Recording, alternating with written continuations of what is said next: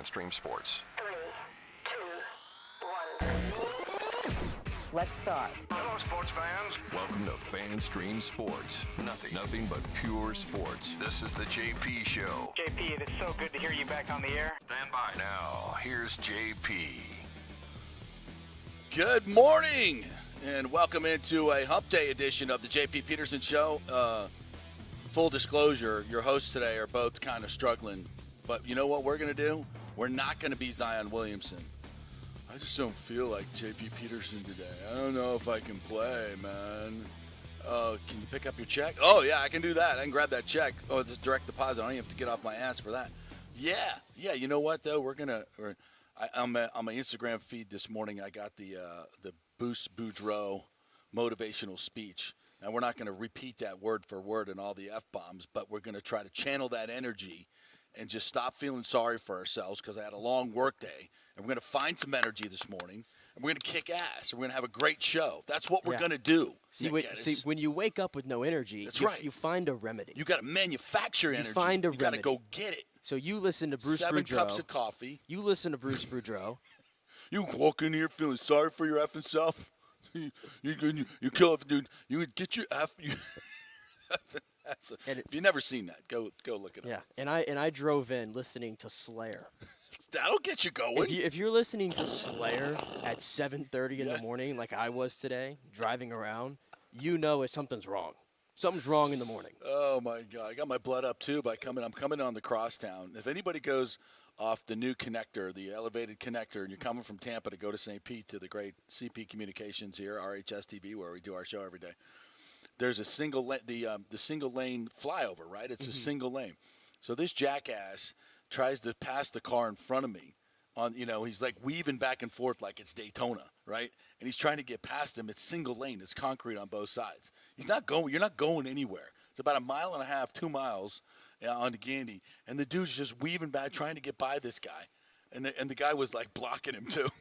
I was like, this is fantastic. Crazy morning in Tampa Bay. It was crazy morning in Tampa Bay. It's like, dude, just relax for like 1.5 minutes. You'll get to the 2 lanes, and you can go 100 miles an hour on Gandy if you want. Whatever, go do your thing.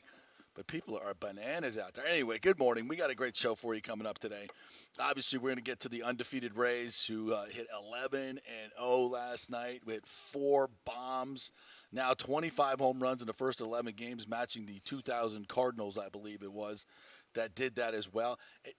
That's something I did not expect. I did not expect this team to have this kind of power. Yeah. My goodness, it's unbelievable. I did not. I fully expected by that I was going to curse this team, not wearing my jersey. It's back today. Mm-hmm. Back today. Look at that. Look at that. Look at that. That Shane McClanahan, that beautifulness. Gosh, he didn't feel like himself. And a no-hitter into the 5th inning, 9 strikeouts in 5 innings. I mean, my God. It's like these guys are the freaking Big Red Machine. Mm-hmm. I'm not saying 27 Yankees anymore because the Big Red Machine was a much better baseball team, in my opinion. They're unbelievable. They have no weaknesses. And we weren't even going to start with the Rays, so I don't want to because we got lots to get to. The Lightning last night. Of course, I worked the game last night. And we'll hear from John Cooper, who I think encapsulated we should probably play Coop before we even get into the conversation about the game when we get to the Lightning. Scott Reynolds is going to join us at 10:30 to talk about the Bucs draft coming up, and of course, Devin White. I think there's going to be a theme though in this show today that you brought up, which I think I'm going to leave it to you to bring it up because this is your generation that we're going to trash this morning of athletes. I'd like to hear Charles Barkley talk about Zion Williamson. He might have already talked about it. You terrible, boy. You terrible. Tell him about the Zion Williamson because it kind of sets the stage for a lot of what we're going to talk about. Yeah, and Zion Williamson said yesterday, I've been paraphrasing here, he's healthy, right? Physically, he's fine, but he doesn't feel like Zion Williamson yet. And he's not going to step on that court until he feels like Zion Williamson. And mind you, the Pelicans have been in a playoff hunt this entire season and were at one point the 1 seed and dropped all the way to the play-in when he was out. So who knows how long this guy's been physically fine. But he says yesterday he is fine. He just doesn't feel like Zion yet. How much money is he making a year? Is it $40 million? Close enough. Has he even got his money yet? Close I don't enough. even know. Close enough. I just can't wrap my arms around that. The entitlement that these athletes show is just unbelievable. You got to work for your money. At least that's the way it used to be. I guess now the whole thing is guaranteed income. Everybody deserves guaranteed income. When the F did this start? How soft have we become that this is where we're at?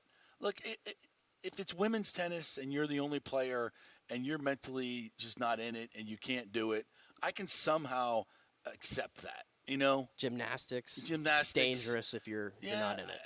I kind of get that. It's basketball, bro. And you're a physical freak.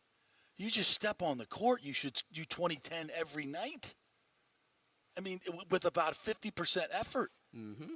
And you think you're entitled to just sit on your ass for your teammate, your city, your team, the people that are paying you $40 million a year or whatever the hell it is? How is that even possible? And then there's other people that, oh, let's trade for Zion. You want that guy? You want that guy? Really? You want that guy? Yeah, he's on a 5-year, $231 million deal. Year one of that, by the way. Year one. Just signed the contract. Year one. And I'm just not mentally into it, so I can't play. I'm going to. And since 2021, he's played a grand total of 29 games. You can't make this crap up, man. You can't make this crap up. And I like Zion. Yeah. I've always loved his game. I like his personality. What happened to this dude? What happened to this dude? I have to just. I'm laughing at this. What is that?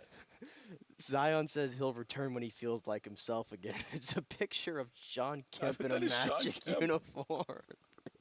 What does that even mean? That's how long we'll be waiting. He's going to be Sean Kemp in a Magic uniform.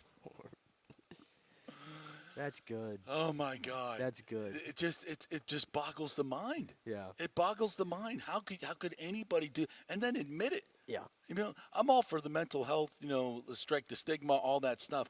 Folks, that's for people who are working for a living. You play basketball, bro. You play basketball for a living. And I'm sorry, don't do, oh, it's hard, there's pressure. Go try to feed a family of 4 on a $50,000 salary. Yeah. That's hard. That's hard. Don't give me this. I'm so over this stuff. I'm so over this, I'm not mentally tired. Get your ass up and go play basketball. It ain't that freaking hard. Oh, the pressure, the expectation. You cash the check anyway. It's guaranteed money. Which brings us to Devin White. My man, you're making $11.5 million this year. $11.5 million. You're not that good. You're not. I don't even think you're worth $11.5 million a year. And you want $20 million a year, or you're not going to play? You want to be traded? Bruh. Give me a 2. Seattle. Tell you what, Seattle, talking to you. You got lots of draft picks. You need experienced players. You don't need 50 rookies. What do they got? The 5, the 20, the 37, the 50. They've got 2 firsts, 2 seconds, 17 thirds. Give us Bobby Wagner, who's making $5.5 million a year. You give us Bobby Wagner. By the way, Bobby Wagner at 32 years old is twice the player you are. Give me Bobby Wagner and the 20th overall pick. Bye-bye. Bye-bye. I'll even take Bobby Wagner and 37 because I can get a linebacker at 37 that's as good or better than you. Look, you're a splash player. You make splash plays, or you used to make splash plays. When Levante David's not in there, you get exposed. You're not great in coverage. You cannot get off blocks to save your life. You overrun plays. I know you make a lot of tackles, but a lot of those tackles are 8 yards down the line, 12 yards down the field because you didn't cover the back. And you had to catch up to him and drag him down as he falls forward for another 4 yards. You're just not that good. He's fast. He's good. He's fast. He's a good blitzer used in that way. Like Devin White's a good to really good player. But you want $20 million a year. That means you're the best inside linebacker in the game. You're Roquan Smith. You're not that player. It's just turn on the tape. I mean, PFF is not the end-all, be-all, but what do they grade him out as? Like the worst. He's like one of the bottom 5 linebackers in football. Yeah. because he doesn't. He's constantly undisciplined. Teams take advantage of his over-aggression, especially in the red zone. We've seen it tons of times. They pick on him because he's over-aggressive, and he tries to be a hero on every play. And that's not what you need at that position. You can go find a guy for a lot less that may not be Devin White, will be just as good, but you'll be a better football team because you're spending that money, that other $15 million, if you go to $20 million a year, in other places where they can make a bigger impact. So listen, and I don't like Devin White. If you think you can go get that money and go get that bag at 20, go get it. I have no problem with it. Good for you. You're trying to maximize your life and the money you make. That's fantastic. But the immaturity you showed last year when you were called out for loafing, and you were loafing, let's not get it twisted. And the fact that Todd Bowles has come to your defense so many times, which I think is undeserved. And Todd Bowles probably wanted to sign this guy. And I think Jason Light said, we're not doing it. We're not giving him that much money. No way. No way. I mean, it's like you got Jamel Dean back. We got Levante David back.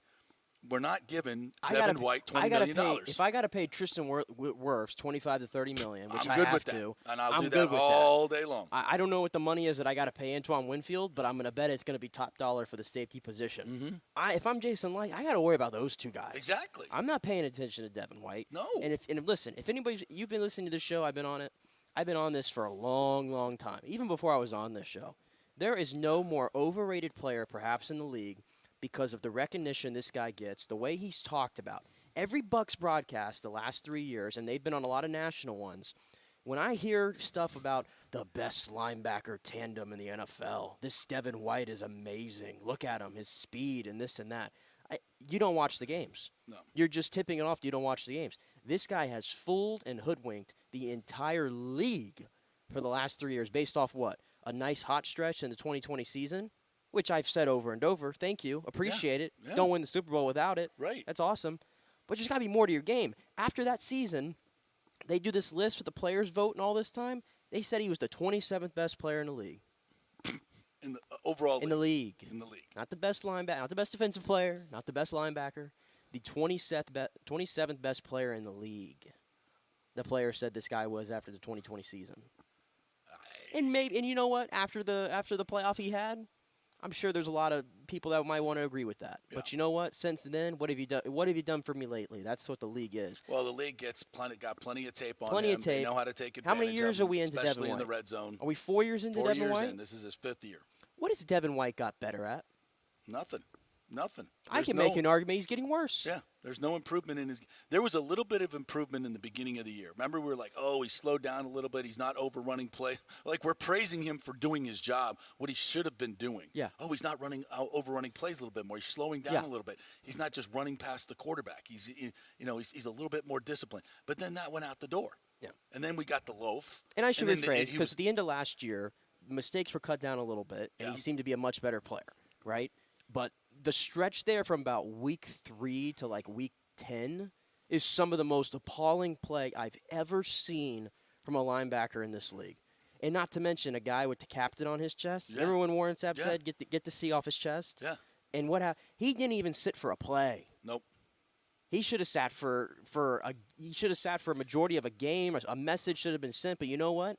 To give Todd Bowles whatever you feel about it, he went to bat for this guy. Mm-hmm. He clearly loves Devin White. He kept him in there. He didn't discipline him for anything, sit him down, none of that. I don't think it's the right message to send myself. No, that's why there's so much lack of accountability. For Devin White to repay it back with saying he doesn't want to be here, and the immaturity on Twitter.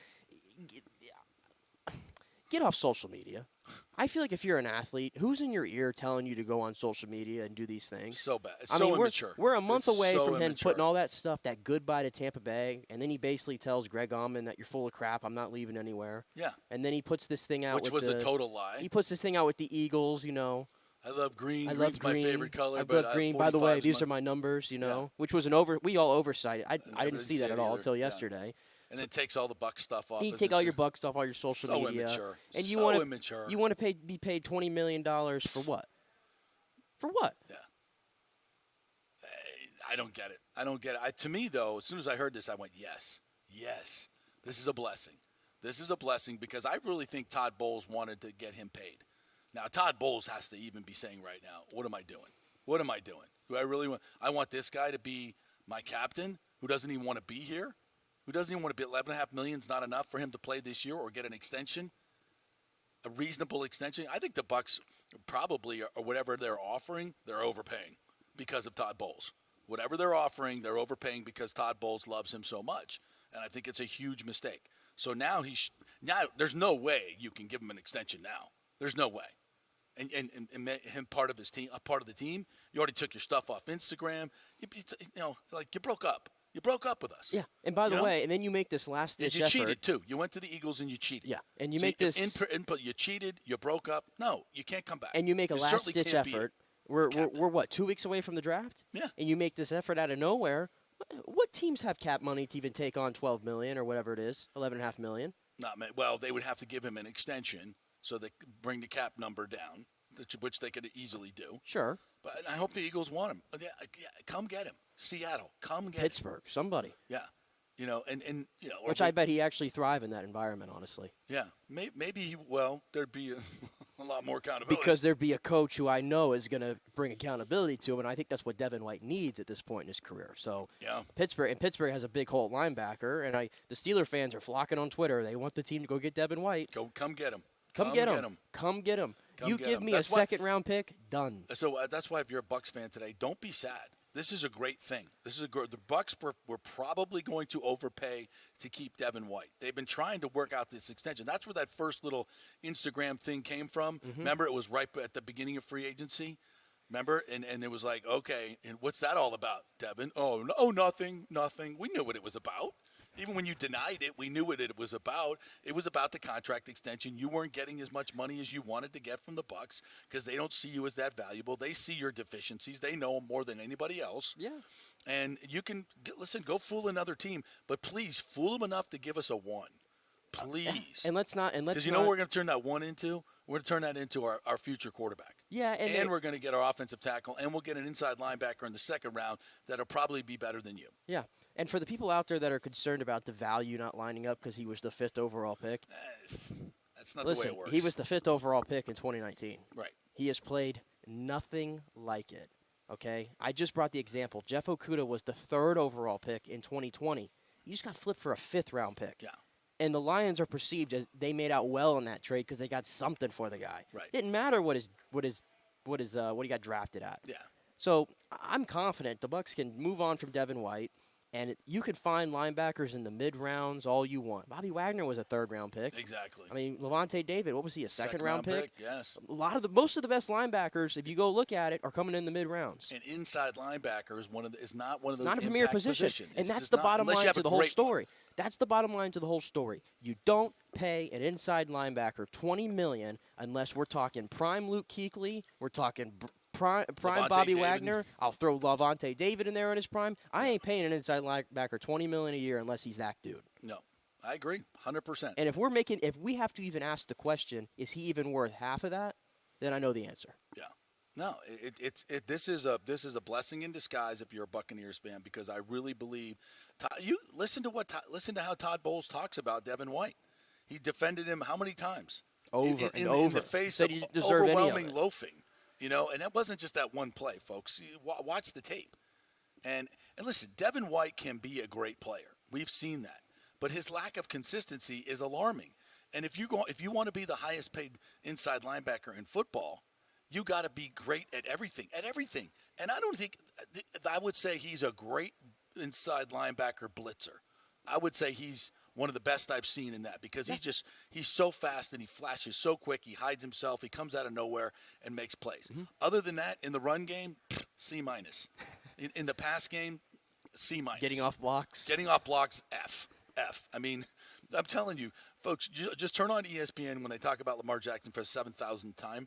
They have this ready-made clip of good Lamar Jackson. Yeah. And there's 4 plays in there where Devin White just gets beat. He gets beat on a touchdown by a running back. Yeah. And the other play, the offensive tackle gets a hold of him about 5 yards off, drives him another 15 yards down the field. Somebody comes behind him and cuts his legs out. He just gets pancaked. And how many times have you seen this one with Devin White? And it happened in that game as well. He gives up. He allows a guy to. He allows a guy to get like 10 yards down the field, right? Yeah, 15 right. yards. Then he pops him pretty good, and he gets up. You know.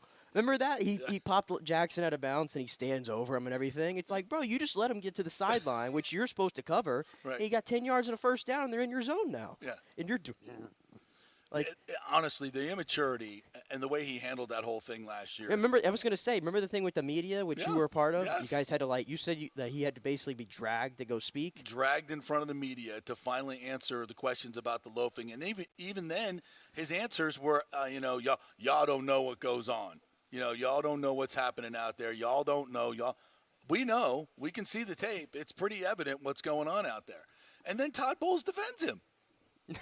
I was like, that to me was that was the point where I'm like, if that's what you're going to do as a head coach, you have no accountability for this team. Every guy in there knows that you're going to cover for them. And we, and even if your head coach comes out and says how great you are because you can run sideline to sideline, we're like, okay, that's great, but I'd just rather get off a block in the inside and make a tackle for 2 yards on a running back. Yeah, consistently. Devin White, I'll give you a little soccer analogy on a Wednesday. Devin White is a really good winger that's like super fast but never scores. Right. He's a physical freak. I can get down with that. Because you can tell me that if you are really fast and you're a winger in soccer and you can dribble and this and that, you're always going to get a look. Yeah. Right? Yeah. But if you can't score, you ain't worth anything. Right. That to me is what Devin White is at the linebacker position.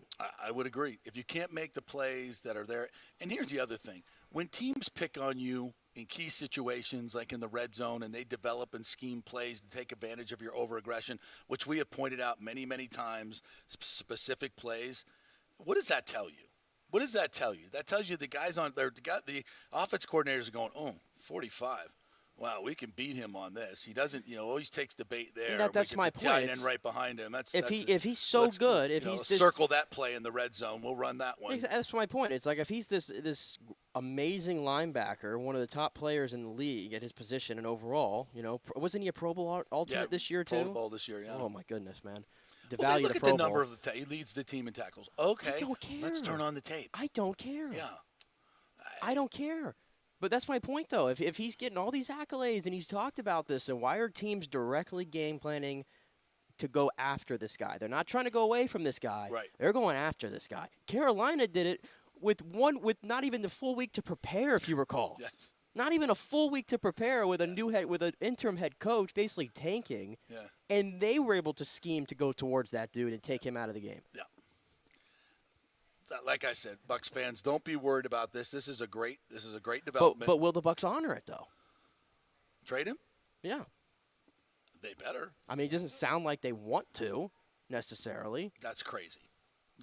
Look, where do I draw the line at keeping him for this year? I mean, if he doesn't want to be here, first, I mean, and think about this, folks. This is not a must-win season. All right, let's just be honest about this. You want to keep building your team, all right, and you'd like to win along the way. You got a winnable division, so this is what the Bucs are doing. They're not going into full tear it down rebuild mode, which I like. They keep in their core. They're doing more of the Philadelphia template, win a Super Bowl, and then come back a few years later and be good again. Keep that core together. Keep the veterans that are good players, that are team players. Yeah, Devin White's not a team player. I hate to say this, but I don't think he's a team player because he freelances too much. Doesn't honor his responsibilities because he wants to be a superstar and be the $100 million man and make the big play all the time. That's not good football. You got to play within, especially defensively. You've got to play within the scheme and honor what your job is. Do your job. Yeah. Not everybody else's. Don't try to be the hero. Get the sack. Get the interception. Get the splash play, which he's addicted to. He's addicted to it, and that's not good football. Yeah, and by the way, this is also another little wrinkle in here. He's playing next to Levante David, who, for my money, is one of the top 3 linebackers of his generation. Absolutely. 100%. In my opinion. Inarguable. Levante David decided to come back this year for his age 33, probably his last season, took a pay cut and everything, right? Like, Devin White's going to make $5 million more than this guy this year. Yeah. Let that sink in. And Levante David, if I recall, when we were playing some of his audio a few weeks ago, said that it meant a lot for him to keep playing with Devin White and to keep showing him the ropes and everything. So a team legend decided that he wanted to retire a Buccaneer. That meant that much to him, to play next to Devin White. And Devin take White, less money take than less he could money. have got other places. That is a team player. That's a captain. That's a captain. That's a captain. That's a captain. We talk about alphas. That's an alpha. That's a right guy. there. Yep. That's a guy. Devin White is doing the complete opposite of that right now. And the fact that he wants to throw away an opportunity to play next to that guy and continue to learn and have that, and knowing that he's a better player out there when Levante David is there, and it's completely opposite when Levante David's not there. That doesn't sit well with me. And I know it doesn't sit well with Bucs fans either. You remember when I told you after the game, after the playoff game, the loss, where Dallas came in here and embarrassed you defensively. Embarrassed you. Mm-hmm. Embarrassed you. Yes. And I said there were a few guys walking off the field that didn't look that pissed off. Mm-hmm. Devin White was one of them. I didn't want to put him on blast because you never know what's going on in that moment. But it pissed me off. There were lots of guys that walked off. Levante David walked off, and their heads down like they were embarrassed. They just got blown out at home in a playoff game. They could not stop the Dallas Cowboys at any point in this game. At any point in this game. And he was borderline laughing coming off the field. That's not my guy. That's not my guy. I want you to be – I want your soul to hurt when you get embarrassed and like that. What was the comment from Todd Bowles midway through the season? We got guys that might be living off the Super Bowl. I think everybody interpreted that as Devin White. Hell yes. Hell yes. But yet he's, 2 weeks later, he's going to cover for him at every point. Listen. I like Devin as a guy. I mean, he's always been that effervescent dude, that great smile. And when he's that guy, you love him. You love Devin. He's on the horse. He's got a great story. I hate having to talk about this because No. I was banging the drum for them to draft this guy in January after I watched him play against UCF in that Fiesta Bowl, right? Yeah. I was sold right then and there. When everybody was like, you can't take an inside linebacker at 5. I'm sure you might have even said that as well. I was like, no, this guy's transcendent. This is going to be great. I believed in this dude so much, I got his jersey his rookie year. After his rookie year, I bought his jersey and everything. Like, I was invested in Devin White. I don't think the Bucs win the Super Bowl without him. They don't win it without him. Nope. So that's what I'm saying. Like, I don't take joy in having to say this. It makes it that I was completely wrong in my opinion. He's a good player, and he can be a great player, but he just is all those other factors that we threw into it, and it's a lack of maturity, in my opinion. All of it is a lack of maturity. Lacking, yeah. He has all the ability in the world to do everything that he needs to do and be that player, but he just I'm sorry, compared to all the other young players who need to get paid or have gotten paid, the Wirfs, the Winfield, I'll throw Vita Vea in there. I'll throw the two corners, Davis and Jamel Dean in there. Compared to those young guys, it's not even close when it comes to a maturity standpoint as far as I'm concerned. A couple of comments coming in here. We'll get you guys involved here before we get to Scott Reynolds. And we will get to the Rays. We got a whole hour left to get to the Rays and the Lightning. So we're going to do that. Scott Reynolds is going to join us here in a little bit. But this is going to be kind of Bucs-centric early on. Bucks Basement jumping in said Devin White thinks he's Levante David, plays like Quan Alexander. I think Quan Alexander was better than that. I don't think, honestly, I don't think there's a huge difference between Quan and Devin White. No, there's not, but I don't think that's a good thing. Well, no, I think they're both good players. I think they're good players. They're not great players. Devin White was drafted as high as he was to replace Quan Alexander. Yeah. And you're having to tell me that he's in the same discussion as Quan Alexander? What was Quan, a third? Second or He was third? a third or fourth. Third, yeah.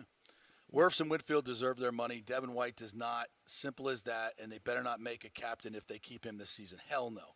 Not with this display. Let Winfield be a captain. Absolutely, Bucks Basement. 100% on board with that. I think it's clear that the person Bowles called out when they said people are still writing. Yep, he's absolutely right. Super Bowl, no question about that. Rich GP jumping in. I can appreciate a guy wanting to get paid for a sport that takes casualties, but that said, White has not earned the big raise he's looking for. Totally agree. And we're not saying he's dog crap. He's not. He could be one of the best linebackers in the league, but I think his game has immaturity to it. He's not gotten better. He's represented by CAA? CAA, yeah. Right? Are they one of those, like, I'm not up to date with, like, some of these agents outside of, like, the Rosenhauses of the world. Are they known for being like one of those, like they're a huge agency, and they're a great agency, and they have a lot of power because they have so many big clients, and there's a whole that's part of the equation here that everybody has to keep in mind as well. The agency is always going to look out for the player's interest, Oh, their interest, and they want to get the highest deal. That's the way that's their job. Based on the way this guy's talked about in the media and out in NFL circles, you could make the argument that he's worth $20 million. Yeah, I think somebody will pay him that. I do. I think somebody would pay him that. And if that's who Devin White wants to be, and he wants to maximize his value right now, and thinks that, and even if Devin White doesn't think he's worth it, but he thinks he's put, there are teams out there that will pay him. God bless you, man. God bless you. Go get your it somewhere bag. else. Go get, yeah, absolutely. I said it earlier. I have no problem with that. Your agency thinks you can go. I hope another team pays you that, because, in my opinion, you're not worth it. Whatever, who cares what I think, right? But if you want to go get your bag and you think you can get it, and your agency's telling you can get it, listen, his agent has talked to other teams and know what he's worth. Trust me, that happens all the time. See, like with big agencies, CAA, they can call a team about another one of their clients and go, oh, by the way, I do represent Devin White. Nobody's listening on this call, but what do you think he's worth? What would you do? Blah, blah, blah, blah. That happens all the time, folks. So don't think it doesn't. So Devin White may know that the Eagles will pay him $20 million a year. So he's going to get on that. I'm going to go play there. Good for you. Go get it. And Eagles, give us a 1 or a high 2 or whatever you got. Couple of, give us an inside linebacker and a second round pick. We're good. Let's hope it all works out. Richie P says, never forget Sapp's critic of him. Sapp saying he would snatch the C off his chest. Absolutely. I mean, go look at that tape again. That's running around Twitter. I like this one too. He said, I can't believe he says he wants to be in the Eagles uniform. For me, that would be the end of White. Mr. Derek Brooks wanted more money but never disrespected the team when he sat out. That's right. That's a mature person. That's how you handle your business. You don't handle it like this by doing it on Instagram. It's just so. What's he worth, a fourth? No, he's not worth a fourth, Richie. No. He's worth more than that. I think, like I said, he's a good player. He's a really good player, and he has a chance to be a great player. And I think there's probably organizations out there, maybe it's the Steelers, maybe it's the Eagles, that say, you know what, we're gonna turn him into a superstar. And I think that maybe that will happen. But clearly, if I'm the Buccaneers, I'm not willing to pay that kind of money, especially when your salary cap's strapped, and to go out and listen, clear that $11.5 million off your books. Which I think, I'm not exactly sure how this works. Whether I think if your team trades for him, they eat that contract. The Bucs, the team that gets him pays all that. Bucs aren't on the hook for any of it because it's a 5th-year option. It's a 1-year guaranteed salary. I think, unless they of course they do an extension with him, then they can lower that cap hit. And that's what the Bucs have been trying to do is do an extension, but they're not offering as much money as Devin wants. So. All right, let's just rip right into Scott Reynolds, who's waiting for us in the wings here from Pewter Report. What's up, Scotty? How you doing, partner? Doing better. The Buccaneers right now. Really? That's for sure. Yeah. I think the Bucs are doing great. I think this is a great development, Scott. It can be. The problem is that he has put the Bucs in a bit of a bind because they don't have a starting caliber linebacker waiting in the wings. They just don't. And I think for the Buccaneers, they have to look to the draft this year. If Devin White's going to either hold out, sit out the season, or if he wants to be traded, and the team ends up doing that, this is not a good linebacker draft. There's probably not going to be an inside linebacker taken in the first round. This is not a great class to try to find his replacement. It's just not a good time. If you're Todd Bowles, you're entering a crucial year. I'm not going to use the term hot seat, but others might. Mm-hmm. But he's in a crucial year. Do you think Todd Bowles, who by all accounts loves Devin White and will make apologies for him that others won't? Clearly. Do you think he wants to part ways with a 4-year starter in his system? A playmaker in his system for an unproven rookie? No, not this year. Absolutely not. But as you know, sorry, Todd, that's your decision to make.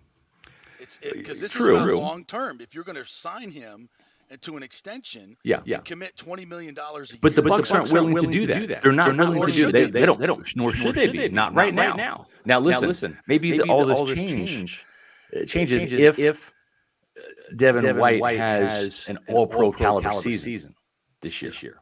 And then all of a sudden you think maybe, all right, has he turned the corner? Has he matured? Is he arrived? Maybe that's what happens. I don't know.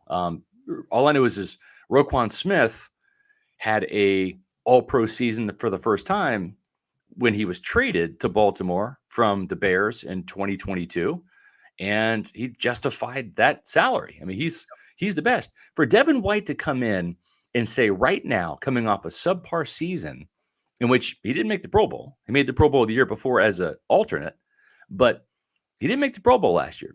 Very inconsistent season. Yes. For him to want to or think that he's entitled to, and that's the key word, entitled, to become the highest paid linebacker for what? Because you won the Super Bowl a couple years ago? Dude, this is the ultimate what have you done for me lately league. Okay? And he's not a top 5 linebacker in this league. So you can't pay him like he's number 1 if he's not in the top 5. He may not be in the top 10. That's beauty is in the eye of the beholder. Right. I don't have a list of the linebackers right now, but he's not in the top 5. Okay. So, it just, and it's odd timing. Maybe he asked for this trade a while back and we're just now finding out about it now. But man, if he's asking for the trade now, that's just dumb, JP and Nick. That's just dumb. Why would you do it now, almost a month after free agency started, when way more teams that had way more cap room might be interested in entertaining the idea of trading for you? Okay. But now, I don't get it. So where does that kind of, you think, leave his value then from at least a draft pick standpoint? Because, I mean, everybody's comparing him to Roquan Smith. Doesn't have any. He doesn't have any. He doesn't have any, because here's the thing, Nick.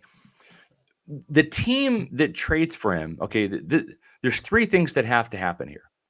The team that wants Devin White has to do 2 things. They have to satisfy Devin White's contract demands, which is to pay him north of $20 million per season.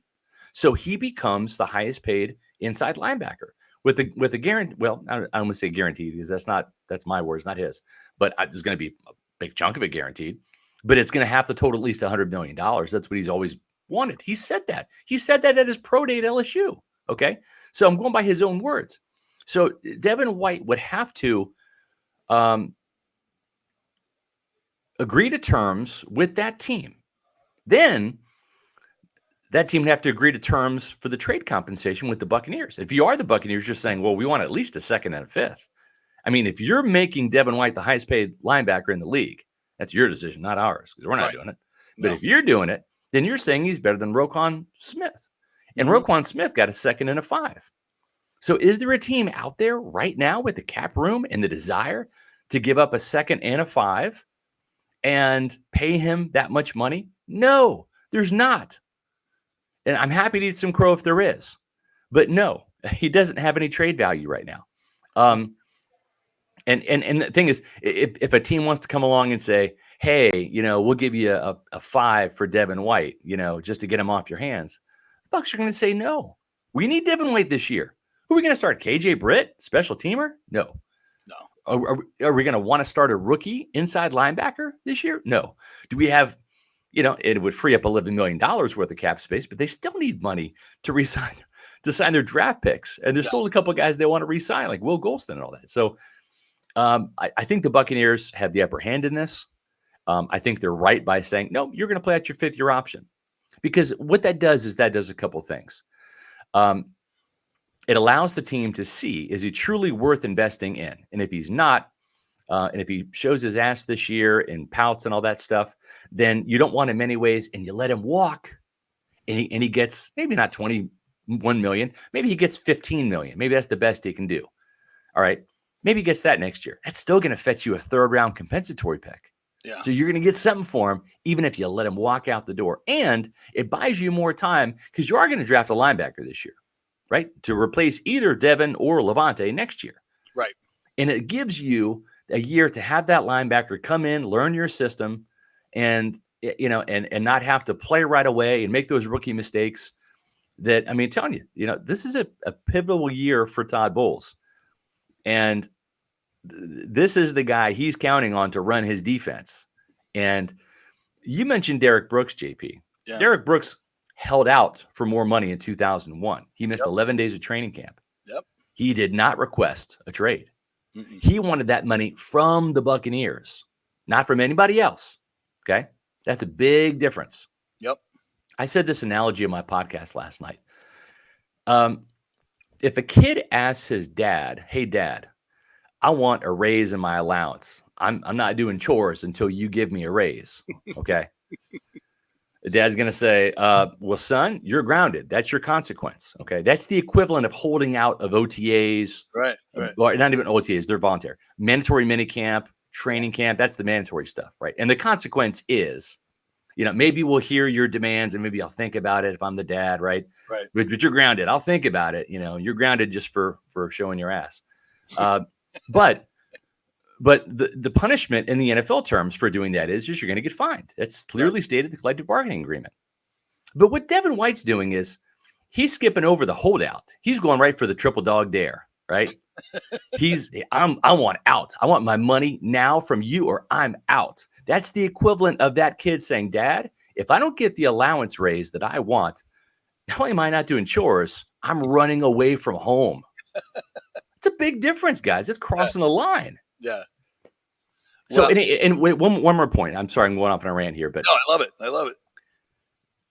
nobody appreciates, loves, has defended Devin White more than Todd Bowles. Okay. His play caller, Todd Bowles, was in on the decision just as much as Bruce Arians in 2019 to pick Devin White. Okay. He was in on that combine meeting. He and Arians and Jason Light and John Spytek and the Bucks brass and Todd Bowles wanted Devin White. And the first pick of the Bruce Arians draft was not an offensive player. It was Devin White. First pick, 5th overall. Okay. Nobody has apologized more, covered up more for Devin White than Todd Bowles. And this is how Devin White is doing Todd Bowles right now for money. Yeah. Come on, man. That's it. He crossed the line. I'm just telling you. We have a poll up right now on Pewter Report on our Twitter page, and it's got almost 2,000 votes. And the poll is this, and you can go vote on our Twitter page, Pewter Report. What do you want to see happen between the Bucs and linebacker Devin White, who wants to be traded because his contract demands are not being met by Tampa Bay? Option 1, trade White for picks. Option 2, make White play 5th year. Option 3, make him the highest paid linebacker. In other words, give in to his demands. 64% say trade White for picks. Bye-bye. Yeah, exactly. 30%, almost 31% say make White play the 5th year.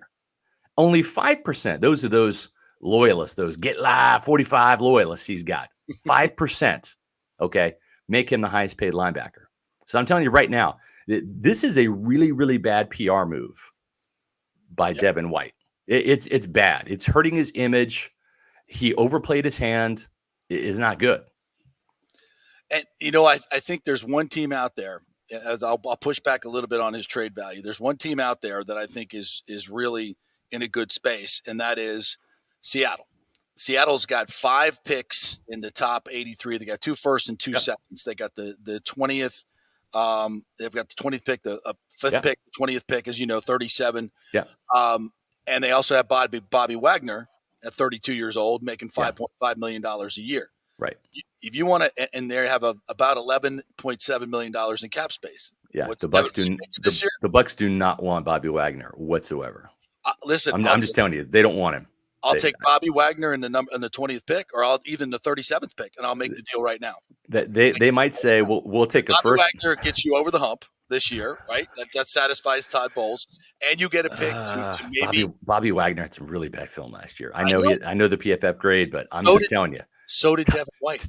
Todd Bowles might opt for KJ Britt over Bobby Wagner at this point in time. Well, that's fine too. Then give us 2 draft picks. But Seattle has the room, and Seattle, I'm sure Pete Carroll doesn't want to go draft that many rookies. If he could make a trade for an impact player, which Devin is, and with one of those picks right now, Devin White's better than the 20th pick. And Devin White played well against Seattle. He had that key sack fumble. I mean, so sometimes that has, an effect. My point is, I think there's a team out there, and I think, and this kind of leads to my next question, is I think there's teams out there that believe Devin White is that guy, is that great player. You and I have watched the tape. We watch him on a daily basis. We see the immaturity in the locker room.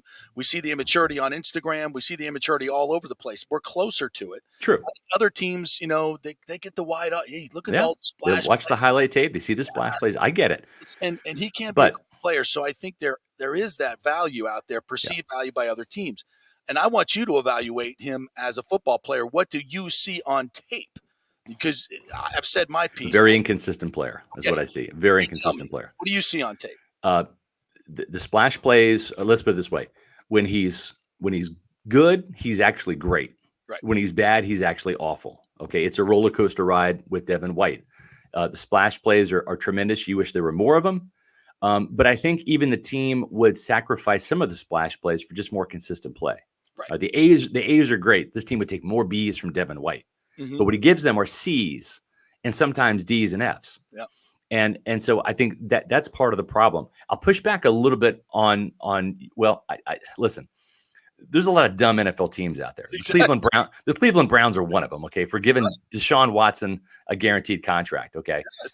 I'm not a big collusion guy. It's wrong, just generally speaking. But if the NFL owners are colluding against Lamar Jackson because of Cleveland Browns' stupid mistake of giving a quarterback like Deshaun Watson of all people, God, if you're going to give a fully guaranteed contract, give it to Patrick Mahomes. Exactly. Give it to Joe Burrow or Josh Allen. Yes. But to do that for Deshaun Watson with all of his creepy stuff, stupid.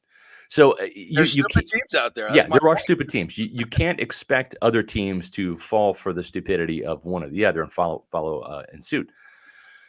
Having said that, if I'm an NFL general manager, I'm looking at two things. Number one, I'm looking at here is a team that drafted him 5th overall.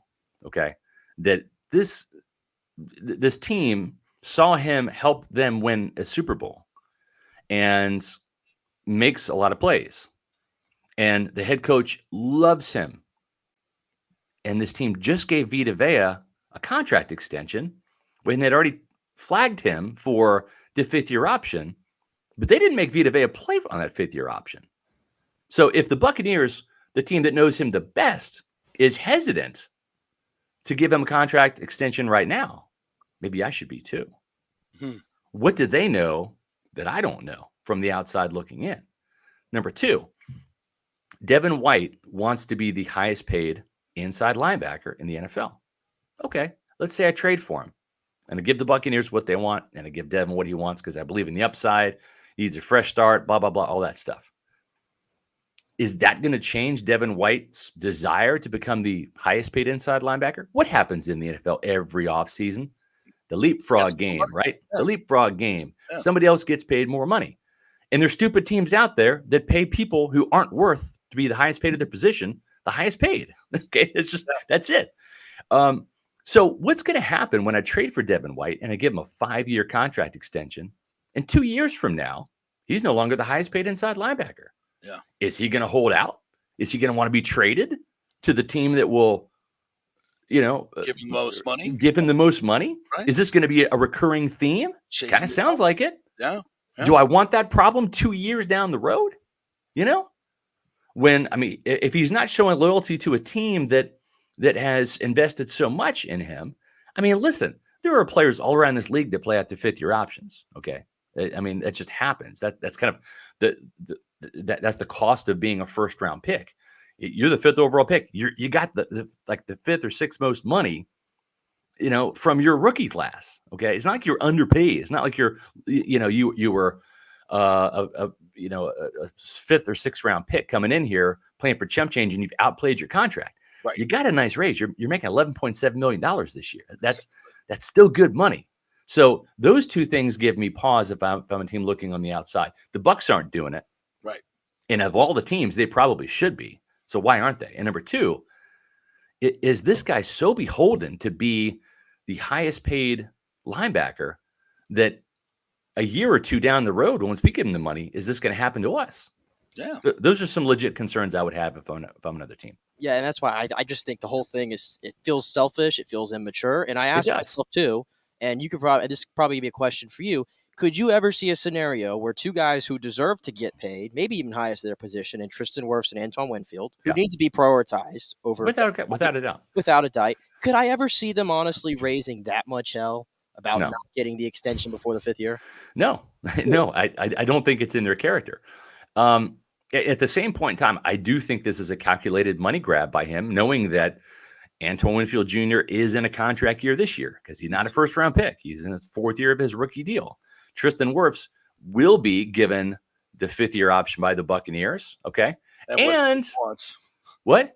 And whatever he wants. And I could see them doing for him what they did for Vita Vea. We're going to tag you at the 5th year option, but we want to get a deal hammered out as soon as possible. Because Tristan Wirfs is going to reset the market. The offensive tackle market is always going to be reset every single year. Exactly. So you might as well do it sooner rather than later. The Buccaneers were smart to do that with Vita Vea. Yep. As the cap goes up. Remember when this team gave Chris Godwin a $20 million deal and all of us were kind of freaking out? Holy smokes, this guy's coming off an ACL. You're paying him $20 million.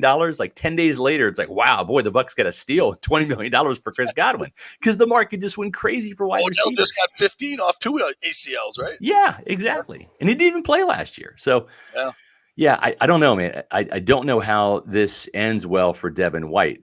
If he threatens to here's the thing. This is what I do know. The Buccaneers, they're going to field 2 starting caliber linebackers in 2023 on opening day. Levante David and somebody else. Jason Light, Todd Bowles, they've got time, whether it's the draft, free agency, or trade. They'll find somebody, okay? So they're in a bit of a bind now because it's not ideal because Todd would rather have Devin in there because he knows the system and all that. Fine. But that's going to happen. If they don't trade Devin White has 2 options: play for the Buccaneers this year or not. If he sits out this year, he's in the same boat that he's in right now. And he loses $11 million. He loses $11 million. Right. He'll have to play for that money again next year at age 26. That's right. And he does not accrue a year towards free agency. So he's delaying the inevitable. Right. So just play on it because the Bucs hold all the cards in this situation.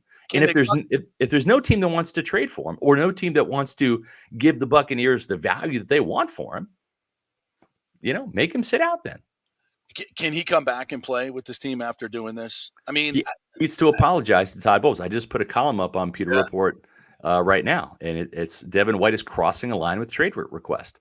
Yeah, and at the very end of the column, I say that he needs to understand he's overplayed his hand, and he needs to call Todd Bowles, realize that that he overplayed his hand, and apologize for the trade request, and play the 5th year option, and do so with gusto and make it his best season yet, because that's the only way he's going to get the lucrative contract he's seeking in Tampa Bay or elsewhere, is to play this year and ball out and play at an all-pro level, right? That's the only way it happens.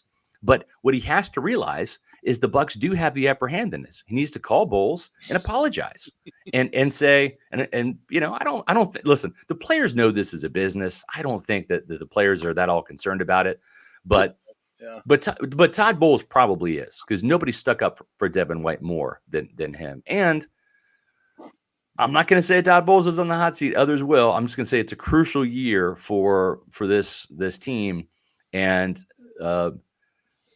Get Live 45 is doing a big disservice to Todd Bowles in a year that he needs him the most. Really is. I think that cannot be underscored more. I just think your point that there are a lot of dumb teams out there. There are, and somebody's going to make this move. I think he's going to get traded. And I hope. You know what? If that happens, I'm fine with it. I mean, exactly. I think he's a good but not great linebacker, and paying him $20 million a year and capitulating. Even look, I'm even here to say 15 to 17 million is too much for an inside linebacker that's not consistent or dominant. Yeah, he's got too many nicks in his. His overall play is just not. He needs to be dominant at pass coverage. He is not. He needs to be. I think he's a great pass rusher as an inside linebacker. You don't pay a guy $17 million to do that. Right.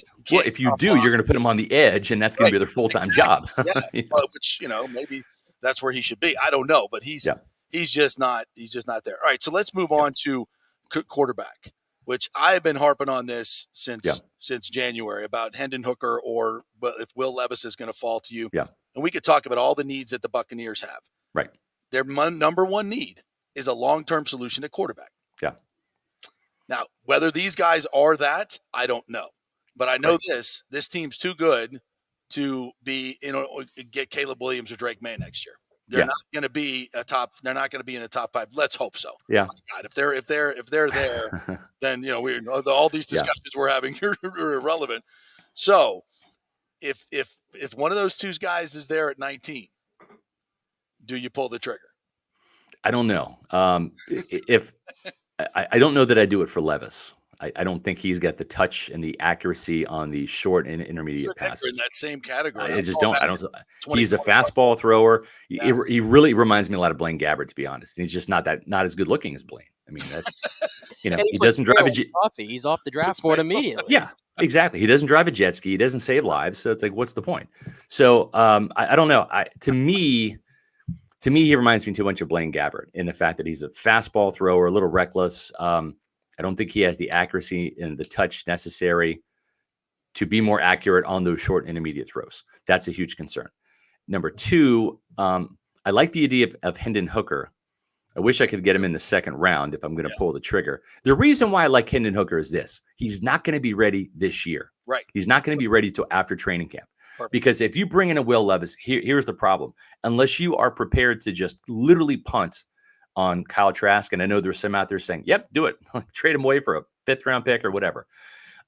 There's not enough reps in training camp to split it 3 ways to have a 3-headed quarterback competition in training camp. There just isn't. There's it's hard enough to split it. It's not even 50-50 because you have to have a third arm. You have to give your other 2 guys a breather. So it's really 45, 45, and 10. That's the training camp splits in terms of the throws. So what you're doing is you're giving Baker Mayfield and Kyle Trask 45% of the throws. So let's just say there's 100 throws in practice. Each one's getting 45. Okay. If you bring in a third guy like Levis, now you're down to 33 throws. That's 12 less throws. Multiply that over every training camp practice, and then that is also going to happen in the preseason games. And by the way, you're learning a new offense. Okay.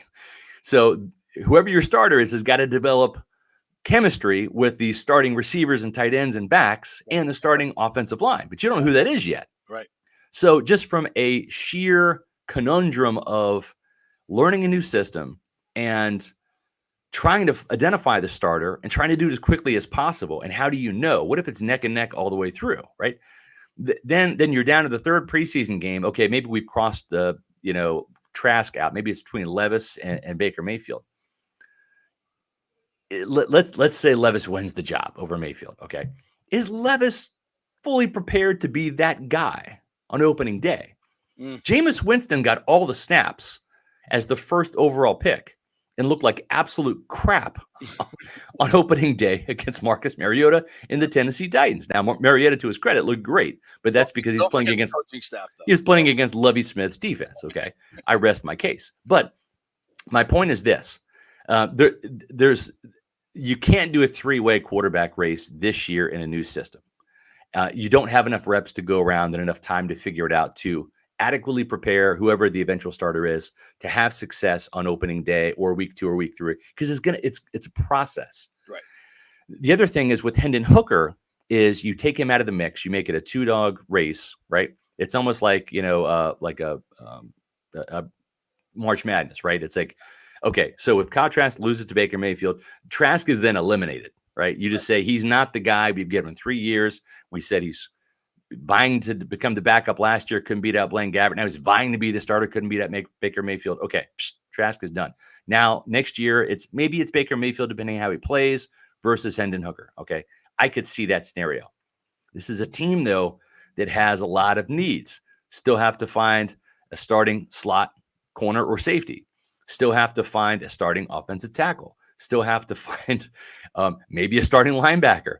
Still have to find an outside linebacker because I'm not sure that Jack Barrett is going to come back at age 30. Yep. Raring to go, playing at that level. Yeah, you need and JTS stalled out at 4 sacks last 2 years. Right. there's just a lot of needs. And so I understand Jason Light does a good job of looking at keeping one eye on this year and one eye on future years as a general manager. That's what you have to do. I see the merit in doing it. But it's got to be the right guy. And I think Hooker's the right guy. I agree with you. I like him. I like him a lot. But here's the thing. I like the overall class next year. I don't think it's just Drake May and Caleb Williams. I think next year's class is a lot more robust. There's going to be names bursting on the scene. I just think there's going to be a better and deeper quarterback class to choose from.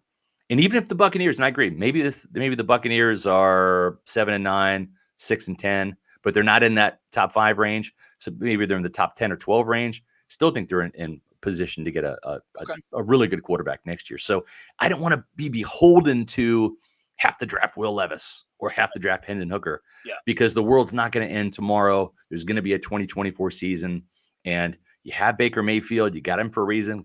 Give him this season then, right? Yeah. Give Kyle Trask, your second-round pick, a legitimate shot, and then see what happens next year. Well, and if you can get a high draft pick for Devin White, you can grab that quarterback and the other player that you need. There you go. There you go. Well, but you're going to have a hole inside. There's no question about that. Yeah. All right, Scotty, great stuff, my man. Tell us what's going on at Pewter Report as you guys come to the draft. I listened to your mock draft the other night. That was awesome. So thank you. Tell everybody what's up there. Go listen to that podcast first. And then I appreciate that. I tell you what, we had a great guest on last night, and I recommend him highly for you guys. Marcus Whitman. Okay. He is that franchise guy on YouTube. He's got like 85,000 followers. Does incredible job of breaking down draft prospects. Marcus Whitman. You can find him on Twitter at TFG_football. Okay. And we had him on last night for an hour. We talked 30 minutes of Devin White and then an hour of draft with Marcus Whitman. We had an hour and a half on the podcast. It was fantastic. But the podcast I'm talking about is the Pewter Report podcast. The next one's tonight at 7 p.m. Eastern time. We do them 4 p.m.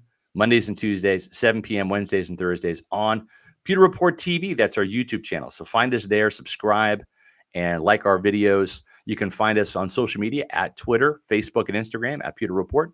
And the mothership, pewterreport.com, where we have not just one, but 2 Devin White columns. That's right. About how he's crossed the line with the Buccaneers and how he really doesn't have much trade value, in my opinion. So read those articles on pewterreport.com.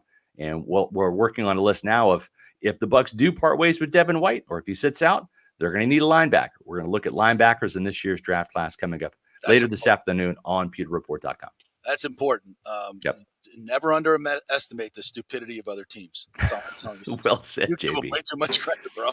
That's facts, man. That's facts right there. Thanks, Scotty. Appreciate it. Thanks, guys. See you. Key Rays, so you got off the hook. Thanks, buddy. We'll see.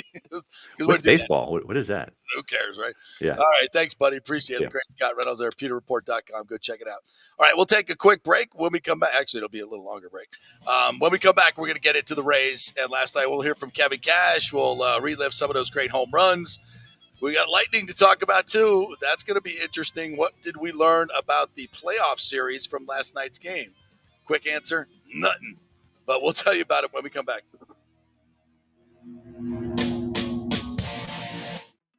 Hey, guys, are you experiencing those feelings of getting older, lower sex drive, fatigue, hot flashes, moodiness, or you just don't feel like you had the vitality you once had? It's a chronic problem. States you're not just getting old, it's likely low testosterone. Studies over the last 20 years show a shocking decline in younger males aged 16 to 39. Older men have seen a sharp decline as well, so do something about it. Go see my friend Christopher Lugo at Bay Area Modern Medicine. Look, testosterone replacement is not a frivolous treatment. It takes a professional, targeted approach that focuses on total body wellness, vitality, and emotional stability, not a one-size-fits-all approach like many clinics use.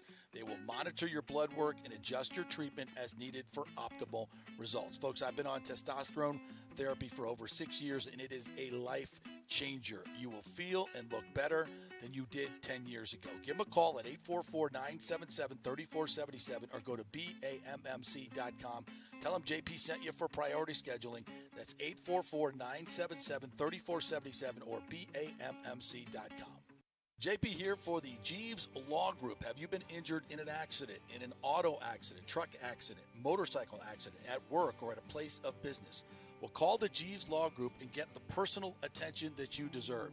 I made the mistake many, many years ago with going with one of the bigger law firms, the national law firms. And let me tell you, getting a call back from those folks was next to impossible.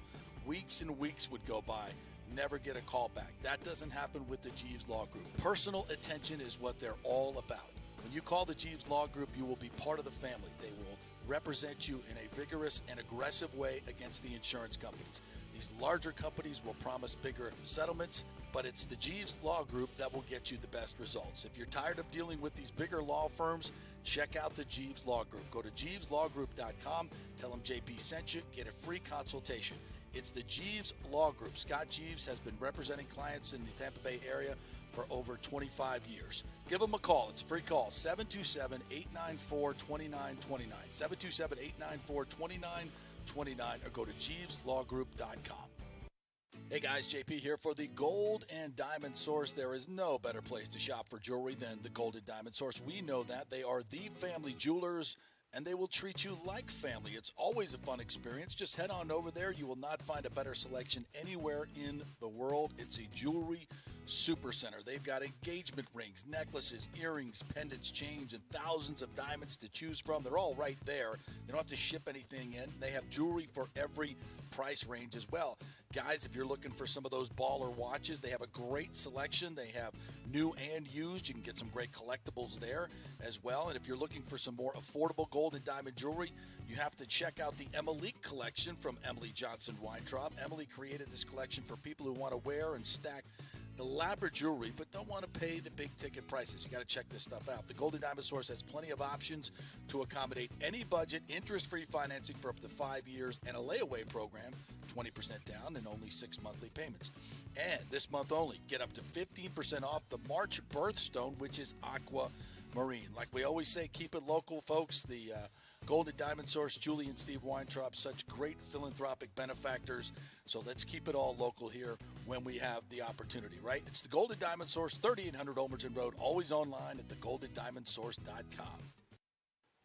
All right, this is for all you guys who don't want to go to the gym and do 5,000 crunches. At Bay Area Modern Medical Center, you can get on the new True Body machine where you can reduce fat and tone up your muscle. It's like doing 54,000 crunches in just 15 minutes. Define your body as you see fit. True Body offers personalized muscle stimulation that delivers the equivalent of those 54,000 crunches in just 15 minutes. Just get in touch with them at Bay Area Modern Medical Center, BAMMC.com. Chris Lugo and the team over there will set you up on True Body and get amazing results. Non-invasive with comfortable and little to no pain and zero downtime. You can isolate and target those areas that you want to improve and treat multiple areas simultaneously. It's an amazing machine, so check it out at Bay Area Modern Medical Center, BAMMC.com. Well, Fitz the mortgage guy did it again. A listener heard his ad, was going to another big bank, but called Scott Fitzgerald at American Mortgage Services of Tampa, and Fitz saved him $618 on his monthly payment. Are you kidding me? Folks, that's big money. Rates are going up, they're going down, they're going all over the place. Scott will shop your loan and save you lender fees and get the best rates. Email him, scott@amstampa.com, or call 813-294-7595. That's Fitz the mortgage guy. Lots of stuff going on right now, and these rates are going all over the place. You need somebody knowledgeable in the market that will work hard for you and get you the best deal. That's my man Scott. He's done 3 loans for me, done thousands of loans for local folks here, works with a lot of the coaches and players in the area. He's the guy. 813-294-7595, or go to scott@amstampa.com. Insurance coverage can be confusing and expensive. I mean, where do you start? Which companies can you count on to pay out fast and fair? Well, call the great folks at Italiano Insurance. It's a family-owned business. Jeff and Nat Italiano are carrying on the 60-year-plus tradition of giving amazing customer service and giving back to the community through their annual backpack drive for needy students and their support of the local pediatric cancer patients. But it's the customer service that sets them apart. They can shop all your insurance needs and save you big-time money. Don't hop on the internet and waste time looking at some bogus reviews. Talk to knowledgeable agents and not some voice-generated robot. These are confusing times for homeowners, and Italiano's team of experienced professionals can provide the right coverage for every situation: home, auto, business, life. It's Italiano for all the pieces of your life. Call 813-877-7799 or go to italianoinsurance.com. Let's go. Right now. Back to the show with JP on FanStream Sports. All right, welcome back to the JP Peterson Show on this hump day. We just did a lot of Bucs talk there, so we're going to get into the Rays and Lightning here in our second hour. So we thank our good folks at the Jeeves Law Group, JEEVES lawgroup.com. Personal injury, personal attention. Not like those big law firms that will not call you back and are just looking to get a settlement. They'll dig into your case and get you what you deserve and be more than happy to take it to trial. Some of these big firms have no inkling whatsoever to take your case to trial. And the insurance companies know it. They know they're going to settle it. They all work together. But at Jeeves Law Group, that's not the way it happens. They are going to fight for you as a personal individual for your personal case and give you the attention that you need. So when you get into an accident or you've settled a total claim on your car, you don't think you got what you deserve, the Jeeves Law Group are expert at getting more money for you in those situations. So if you've been in those situations, it's a free call. Just go to jeeveslawgroup.com, contact them through the website, either call them or email them, get that free consultation, find out if you have a case. If you do, you might get some extra money. If not, it's not going to cost you a penny. Even for them to represent you, it's not going to cost them a penny. It's cost you a penny. So find out. It's a free call. Also, Bay Area Modern Medical Center, we really appreciate Chris Lugo and his group over there. If you're looking to lose weight, if you're looking to lean up, they got the new True Body machine there that's going to help you get your abs. It's a great opportunity to get in there and get healthy as well. So lose the weight, get healthy, and extend your life. We talked to Chris on the show the other day, and he talked a lot about those things that are going to help you be active into your 50s and 60s and 70s. We do a segment with him every Monday around 11:45, so check those out on the podcast as well. Italiano Insurance, get that insurance checkup. The Golden Diamond Source, it's April. Diamond is the birthstone of April.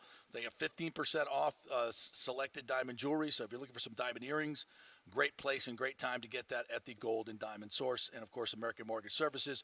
The great folks over there, Scott Fitzgerald. If you're looking for a mortgage, I know the rates are high right now, but if you got to do it, they'll find you the lowest rate and keep the cost at the lowest point. So get him at scott@amstampa.com. We thank them all for giving us a commercial-free first hour. We'll get a lot more spots in as we go along, but we're going to talk some Rays and Lightning now as we take care of that business. So. And breathe. Yeah, and breathe. So you watched most of the game last night. I was doing my Lightning duties. I watched the entire game last night. There's a lot of people in the Chase Club because we keep the Rays game on. Mm-hmm. And then, of course, we announced in the third period, we announced the final, and the place went bananas. Banana. So it's a good time to be in Tampa Bay. We're getting rid of Devin White. The Lightning are getting ready to go into the playoffs. And we'll get into the Rays right now, and then we'll get to the Lightning. I mean, superlatives are gone. What do you say about this team at this point? And the way they did it was clinical last night. And I was just watching some of the highlights, and they showed that McClanahan strikeout. Forget who it was. Wong. Oh, where he throws him, strikes him out on 3 pitches. He throws him I guess it was a changeup, but it didn't even dip as much as it went away. It looked like a freaking wiffle ball pitch. It started on the middle of the plate and just broke 8 to 10 inches outside, like a wiffle ball pitch, away from the arm side run at 89 miles an hour.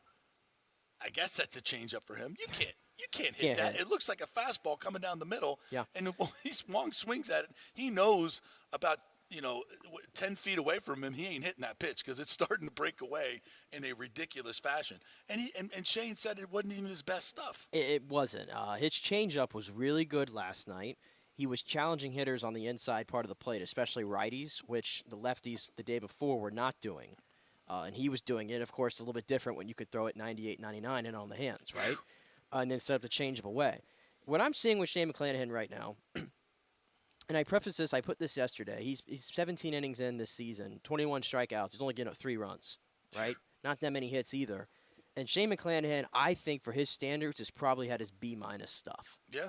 Truthfully. I think I would agree with that. I think that's scary when he figures out his command. And what I'm seeing right now with him, I don't know if anybody else has said it, if anybody's seeing the same things, but it almost looks like he's a little too amped up at the beginning of his starts. And we talked about that. He was going to be really ready to go. This was a different animal than going up against, Detroit or Washington. This is Boston. And it just felt like he was a little too amped up. He was jumping really to me, he was focusing on really kind of jumping towards down and getting as far as he could. And in turn, the fastball, he didn't have much command on it. But then again, I felt he grew into the game a little bit until he kind of hit a roadblock there in the, the 6th inning? Yeah. The walks have kind of hurt him. That's now 8 walks through 2 games, which is very un-Shane McClanahan-like. But with that being said, if this is the bad outings, I guess, for his standards, not too bad. Not too bad, all things considered. But the power numbers are just ridiculous. And listen, I don't know, I don't know what Eric Neander, what crystal ball he had, but for him to not make a move in the offseason when he declared that he was going to, and then to just put all his eggs in the basket of these guys who let him down so dramatically last year, and for it to look like this. I mean, Luke Raley, and last night they get 4 home runs. Brandon Lau now 4 straight games equaling his best with a home run. Yandy goes deep. I guess fall on his right wrist or his left wrist. So hopefully that's he's been hitting so well. You don't want to mess with that. He might get a couple days off, but I don't think he's going to hit the DL. Isaac Paredes with another home run last night, and Josh Lowe with a home run. I mean, this is 25 home runs in the first 11 games equals 29 home runs. Are you kidding me? They've only given up, JP, 20 runs. And hit 29 they've home hit runs. more home runs than they've given up runs in 11 games. And even that's not even close. That's a big gap right there. There's 30. They went 37 innings going back to Saturday, I want to say. 37 innings of scoreless baseball, and it was snapped by a fielder's choice ground ball. Yeah. All right. That was it. Yeah, to get a double play. That was it. Until the 9th inning when Fauché comes in. And so I looked at this and I said, all right, let's look at this in terms of, is this just a flash in the pan? Now, obviously, they're not going to play like this all year long, but let's look at some of these players and what they're doing. All right, is Wander Franco doing stuff that we never thought he would do? No. This is what we expect of him. Yes. Right? Zach Paredes hit 20. He had 20 home runs last year. And about 350 at-bats. Around there, yeah. Yeah. Okay. I said he was going to hit 30. You did. So this is not completely out of the mainstream for him. No. What has he got? 4? I think 4 home runs? Yeah. Josh Lowe. Been a power hitter his entire life. He's a first-round pick for a reason. Yeah, he's great athleticism, ridiculous athleticism. He went down and got that one last night. That was a hell of easy power. Not crazy, right? No. This is not Brady Anderson 50 home runs out of the blue. No. Randy Arozarena with the new studying habits and everything. Plausible. Yes. Yandy Diaz, the table setter. Come on, we know that. We know he's going to make great contact, and when he gets a little lift, he's going to hit home runs. But what he's doing is fine. So what I'm saying is, none of this is completely out of the realm. It's more of what we expected last year. But injuries, Josh Lowe not being ready mentally, he's tweaked his swing. So all these things, when I say sustainable, I don't mean they're going to win 11 in a row. But every one of these things that's happening now is not completely out of the blue. And that gives me great hope that this is a freaking fantastic team. The only thing that's going to get him are injuries, and here we go. Zach Eflin, back injury, going on the DL. Yeah. Tyler Glasnow already there. Siri already there. I mean, and this team has great depth. Don't get me wrong. Taj Bradley's coming up with pitch tonight, right? Yeah. And by the way, in years past, that would never have happened. You wouldn't see him this early in the year because of service time. It's a shift for the Rays. And I tell you a lot of shifting going on. And I think there. a lot of it. Who's running this franchise anyway? Here you go. Get your conspiracies out of here. But I wore my tinfoil hat. I see. Yeah. A lot of it, though, to me, with Taj Bradley and maybe the shift is I think they've seen enough from Patino. I don't think they have much confidence in that guy to bring. I don't see it. Nope. I think Yanni. Disaster of a trade, by the way. Disaster of a trade. Yeah, I think Yanni is still searching for it as well, based on his outing in AAA as well. I don't think Taj didn't have a good outing, if I recall, in his first AAA. No, and I think there was some weather involved in that. There was some weather involved in that one, but listen, this is one of the top we know pitching. he's a good player. This is one of the top pitching prospects in baseball. You get a good look at him right away against a lineup that obviously is struggling right now against the Rays, but against other competition, they were pretty damn good. But I think this makes today's game probably maybe the biggest challenge for the Rays, I might argue, so far this season, because of the uncertainty with what you're going to get out of Taj Bradley. And I know Chris Sale is not the Chris Sale of old, Right. but I've seen him have his day against the Rays a lot over the years. I remember last year he did when they faced him in the summer as well. So maybe today's the toughest game they've had so far. Just watching the highlights of last night, I didn't watch the whole game. You did. It gave me a feeling of like, boy, we're just bitching the Red Sox. Like, it's like you guys got no chance. You're not even close to what the Rays are last night. Was that when you watched the whole game? Is that the feeling you got? I have zero confidence in the Red Sox bats right now. Yeah. I mean, the at-bats, and they just look like they're not comfortable up there at all. Nothing really – I mean, every time they get a guy on, it feels like the Rays are going to get out of the jam. Right. Like even yesterday when McClanahan gets pulled, okay, here comes Clevenger. And Clevenger just comes right up and he's nails, as always. That curveball slider sweeps, man. Clevenger is probably the sneakiest guy out of that bullpen, I think. That thing sweeps. I mean, we haven't even seen him. I mean, they gave Jason Adam action yesterday because he hasn't gotten much of it, and he's kind of been struggling with his command early on, so he got a chance to get in there. I just don't think it's close. So, the record is, 13? They're chasing the Brewers for the 13-0 to start the season from 87. To do that, they need to win today, and they need to win tomorrow. And the 82 Braves. Which, by the way, I think they can do it. Yeah.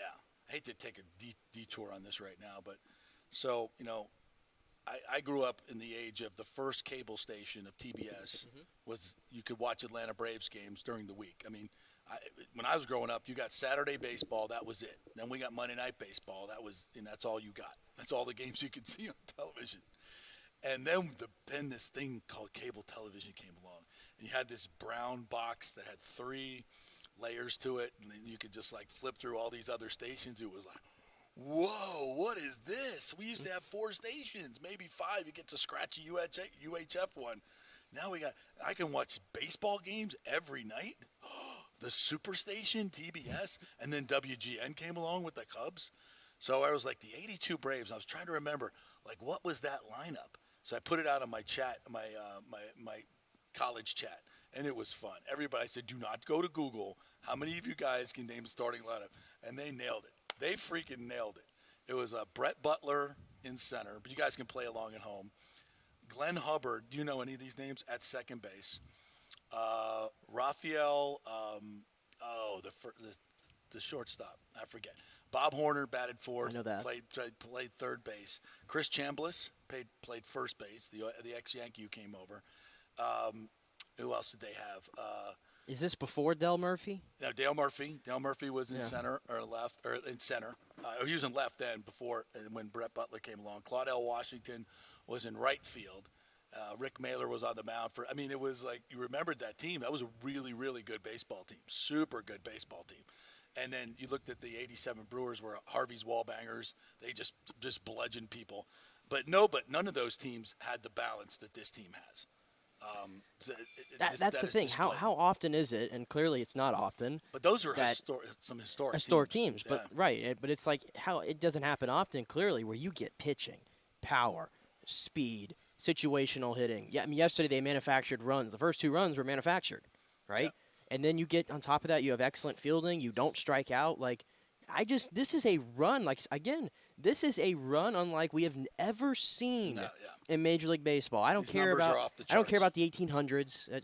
That wasn't baseball. The Maroons. Yeah, I'm Gothams. I'm discounting the Maroons and the Gothams Just a little bit. Yeah, that's how historic this is. Like you said, I don't know how many other superlatives you can kind of put on this right now. The big thing is you're expanding a lead in the AL East. That's the most important thing right now. Exactly. And you're making it very tough on these other teams to chase you. Yeah. They're going to be chasing this entire time. Kind of like the Yankees did last year. Remember how the Yankees got out? Yeah, the Yankees was over by And remember, the Rays were always chasing. Yep. They got within, I want to say, 3.5 or 4 at one point late. Yeah. And then they just tapered off at the end. Yeah. So that's the thing. It's hard to chase like that. Well, let's just have some fun with these home runs. Just play them all. These bombs. Let's play them all back to back. Let's just have some fun with them. Yeah. And just listen to the sound that it makes inside the trop. That is one good thing about the trop. It definitely echoes. Hard hit ball. Return to the drive. High, deep, and gone. Home run off the bat of Paredes. Oh, they pimp him too. Somebody pimp was giving Wander Franco crap about pimping that one the other night. Oh, we're past Bat that. flip. Shut up. We're past that. He wasn't looking into the other dugout. He was looking into his own dugout and pimping it fine. You know the gum smack as he's like walking down the first base line. Very Alex Galesh. Oh, there. Hey, the spring game's on Friday, right? Yeah, we're gonna do some previews Thursday and Friday of all the spring games coming up. But here was the Yandy one. You want to talk about a pimp job? Oh yeah, this was as clean of a bat flip as you're gonna find. Yep. Fly ball. Hit deep to left. Yoshida looking up. That baby's out of here. Home run. Nice catch in the front row. Yeah, very nice. And Yandy Diaz hits his third home run. By the way, I had to ask about the guy that caught that ball in the front row because did he ever give the kid the ball? I don't know. That's a good question. Because they sat on it for a while, and I'm waiting for the payoff, I'm waiting for the payoff. It looks like his son. Yeah, it looks like it, his right? son, right? Kid's about to get that ball, and all I see is the dad just kind of holding it right here, looking around. Hey, I made the catch. And I'm like, did he give the ball to the son? I think at some point he got it, right? I don't know. The son was holding his glove out there, like, waiting for it. Like, where's the ball at? You're just kind of holding it. He was holding it to his chest. He gave it to his son. Of course I don't know. I need After he pimped the catch. I need some investigations from who was out there last night. Oh yeah, if you were in the outfield and you were watching, hit us That's up like on section. YouTube That's or like on section Twitter. 143 out there. I know it. Yeah. Come on now. Of course he did. Nice. By the way, Some don't. a grown ass man bringing a glove to the game. I'm just never gonna be down with that. You're not a glove guy, no. No, you're a grown ass man. You catch it with your hands. The kid can bring the glove. You catch it with your hands. Listen. Come on. Listen. At opening day, I told you I was Grown-ass right there. man. I was right next to the press area. Okay, and you're in. The closest you're gonna get. As long as I'm tied to you. You're on the show. No, I'm right there in what do you call it? I'm right there in harm's way. That's a prime spot for foul balls going back. And there were a few that came in our little area. You could say all you want that I ain't catching that barehanded. Come on. There ain't no that's a shot. Pop fly. Those were not pop flies. Some of those were not pop flies. That's not like a pulled, somebody's pulling it down the line. It's popped up in the air. Listen, sometimes you hit it backwards, you're on it very well. I'm just saying, you can say that all you want, but when it's coming at you, I'm getting out of Dodge. Guys, older guys, soft ass generation. Soft. I mean, you called me a wuss before the show started today. Well, you're acting like a wuss. I had to give you the Bruce Boudreau. Stop feeling sorry for yourself. Let's go. We got work to do. Let's just play another dinger. How you feeling? Feeling good now? I'm tired of getting made fun of today. I am in a generally good mood, so I'm gonna. See, I picked you up. Let me listen. Bruce Boudreau. You're putting me down right now. No, you're and good, now you're I need. good. You I'm came gonna on watch. strong. I'm gonna watch this Brandon Lau home run to Came pick on me strong. I'm proud of you. See, you can do it, kids. Just get your ass up and do it. Around the first. And here's a shot off the bat of Brandon Lau. And He that picked that one baby too is out of for here. Brandon Lau. Home run by Brandon Lau. Back to back. Back to back. That's where the Red Sox got to be starting to sag a little bit. It's like, dude just won 5 innings and got 9 strikeouts. We can't even touch him, and he's a B-minus game. These guys are just ripping balls off our best pitchers. It's crazy. It's nuts. It's crazy. Brandon Lau is like the kind of guy that we know can carry a lineup when he gets to these streaks, and he doesn't even have to carry. He's not even carrying the lineup right now. Nobody has to carry this lineup at the moment. No. And when that's a thing, we've talked about this so much, especially with Wander Franco. If you got guys stacked where, you can't pitch around this guy, and you can't pitch around this guy because that guy's hot, that guy's hot, that guy's – there's nowhere to go. You got to throw strikes. You can't put guys on because they're hitting home runs. And it kind of feeds on itself. And also, too, the Rays yesterday, what was really unique, they got all their runs with 2 outs last night. I did not realize that. Everything came with 2 outs. That's big, So it's like even when you think you got – and Josh Lowe was the starter, by the way. He gets a base knock, then he steals a bag, and then Vidal Brujan getting his first start of the season there in the 9-hole hitter drives him in. That's what I'm talking about. It's like that came with 2 outs, manufacturing a run, going from first all the way to home. And that's athleticism. That's the athleticism. And he is a long strider, and listen, by the way. And this is kind of a sneaky thing. But you notice that, one of the guys that is not here anymore that we loved was G-Man, right? Mm-hmm. Power, left side, all that stuff. One of the main reasons I think they got rid of him is a lack of athleticism. You need more speed on the base pass. You need more speed and athleticism out there since you can't shift anymore. You can't. You don't want guys clogging up the bases. And that's exactly why, even though I may have not seen it at the time, the difference between having a Meadows in there and having a Josh Lowe, there is an athletic. More versatility, there is athleticism. There is a gap there. Yep, there is a gap there, and those are the things that the Rays covet. And even though maybe some of us couldn't see it at the time, I see it now. Well, if you're going to get rid of that guy, you better have somebody somebody who can knock runs in. And last year they didn't have that because everybody was cold, everybody was hurt, everybody was bad. So this year you got guys that are actually going to replace those RBIs, and you get athletic. I mean, he's hitting over 400. Yeah. And he's a freak athlete, Josh Lowe. Yeah, when I'm watching him run on the base paths, big. The strides he's taking. You know who he looks like? Kyle Tucker. A little bit. But he looks like even leaner than him. Maybe an inch taller, but whatever. They're both tall, long striders, but super athletic, big guys, easy power. Great in the field. Yeah, exactly. I mean, if Josh Lowe turns into Kyle Tucker, we good. We good. I mean, we'll happily eat. I mean, we've had to eat crow already to start this season, and I have no problem eating crow. On what?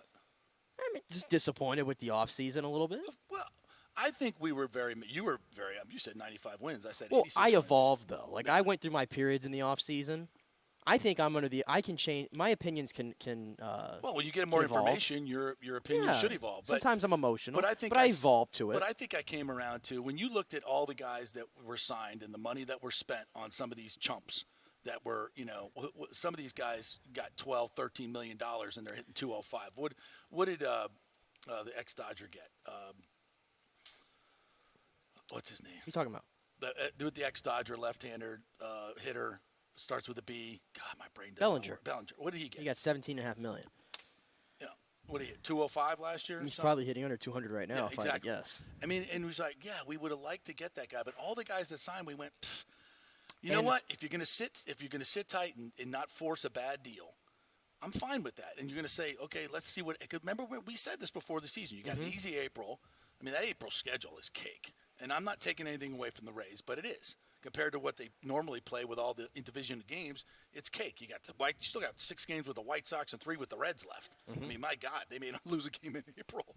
So, I mean, you said, okay, let's give these guys a chance. We got the pitching. We're gonna, even if these guys can't hit a lick, you're gonna be 13-13 in April. Yeah.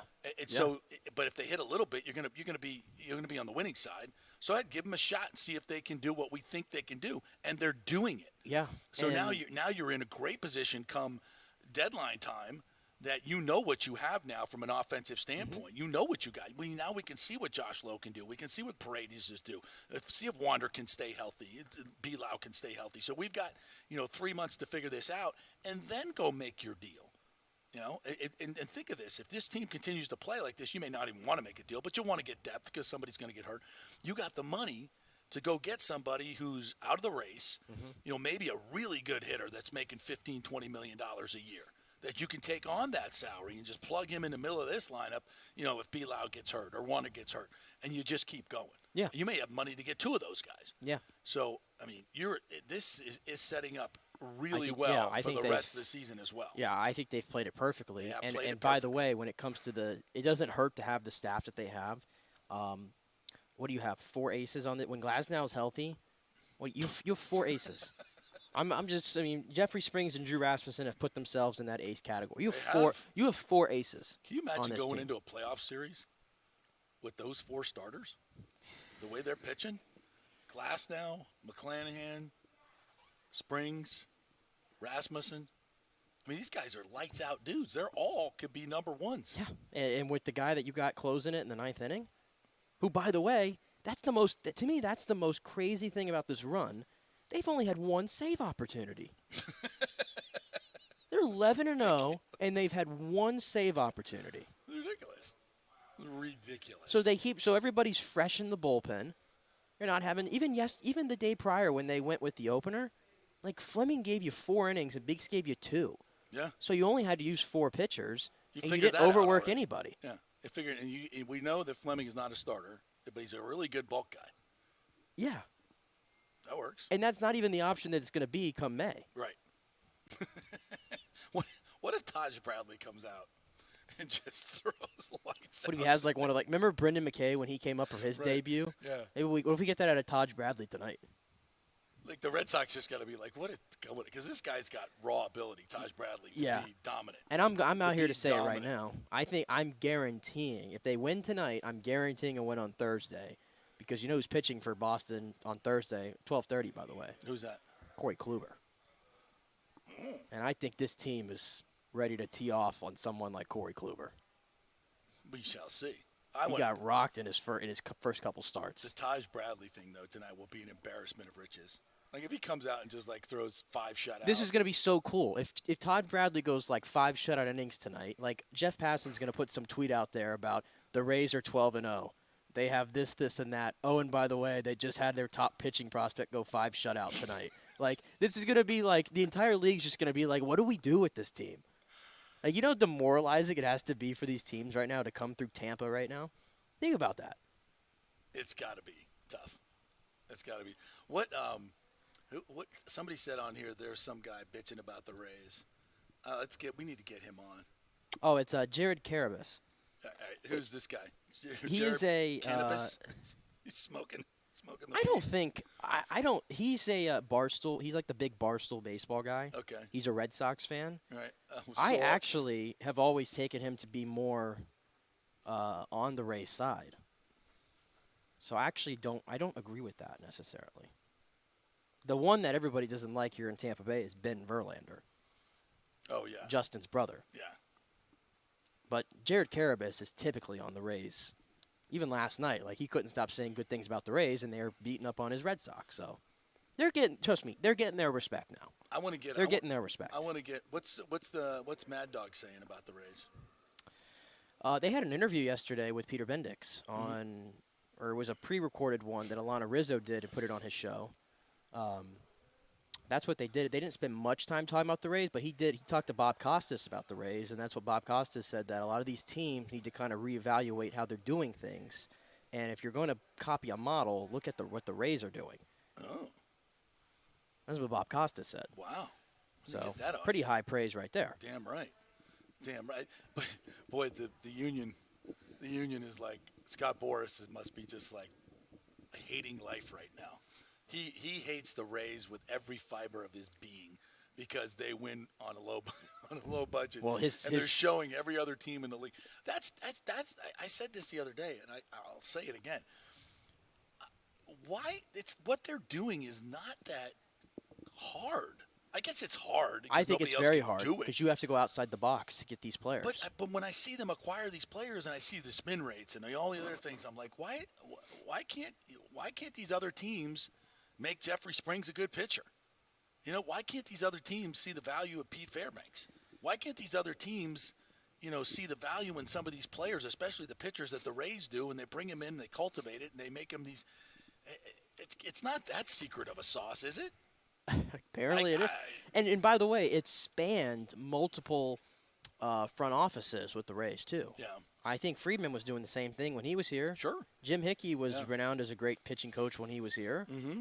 This has been going on for a long time. This has been going on for a long, long time. Just picking these guys out of the street. And you cannot obviously argue with the results, but when I hear Peter Bendix talk, I'm just like, go to your room. Go to your. That's a little disrespectful.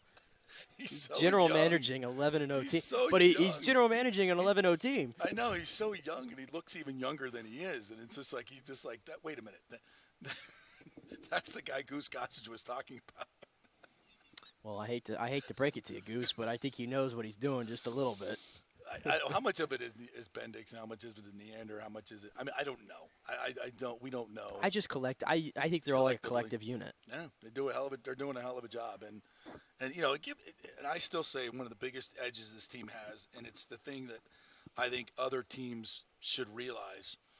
It's almost like these other teams that have all this money, they're forced into paying these guys these big contracts, and they deserve it. A lot of these players deserve these big contracts because they're that good of a players. These the real sluggers of the game that win championships. But the edge that this team constantly plays with, because they're all still trying to prove themselves, and I think it's one of the reasons Plus, Stu likes to stuff his pockets. But one of the reasons that they don't pay out these big contracts is because they want to keep the players hungry, trying to prove themselves in a game that plays 162, and you got to be motivated on a daily basis. And I think it's hard to get motivated on a daily basis when you're making $350 million. And they do a really good job of timing it out, too, of when they think a player is going to take a downward dip. Yeah, they do. I mean, I think that's part of the reason, too. Although you look around the league, Hunter Renfro's playing pretty well. Some of these guys that they've gotten rid of can go on to play Hunter pretty well. Renfro was... Ooh, not with the Rays. No, not with the Rays. Not with the Rays. Not with the Rays. But we got to keep it consistent. I don't care what we've said this about Blake Snell too. I don't care what he did in San Diego that first year. I know what he did with the Rays, right? That's right. So That's right. I'll use the same thing with Hunter Renfroe. I don't care. Yeah, I get it. But I ain't losing sleep over that. It's no. But and then it's not like they're perfect. The Blake Snell trade was a disaster, complete and utter disaster.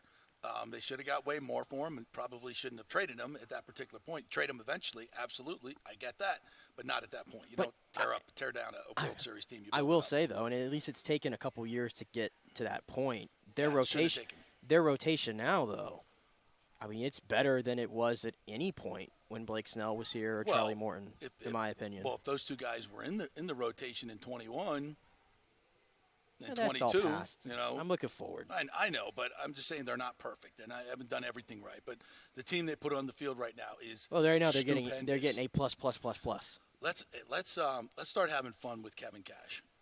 Let's play his post game. Like, come on, man, come on, manager. How hard is this? He's just rolling the ball out. Happy again. What stood out to you just about the approach and everyone continuously contributing up and down the line? Yeah, look, Whitlock's a good pitcher. I knew that was his first start. Built himself back up. He was strike throwing machine early on, but felt like our guys kind of settled in, made maybe some minor adjustments, and then got some pitches they could handle for some big home runs. Paredes, Bilal, Yandy, who else? J-Lo got one. So a lot of home runs. Good to see. And then McClanahan, he limited damage to just one run, and the 4 walks, of course. Just what did you see from his I thought start? Mac was really good. He was really powerful. That's back-to-back outings where he's 98 to 100 miles an hour. Looks like at times there's he's working to harness that fastball in the zone a little bit, but got to be pleased with his performance, his effort to get us where we got, and the swing and miss that he created.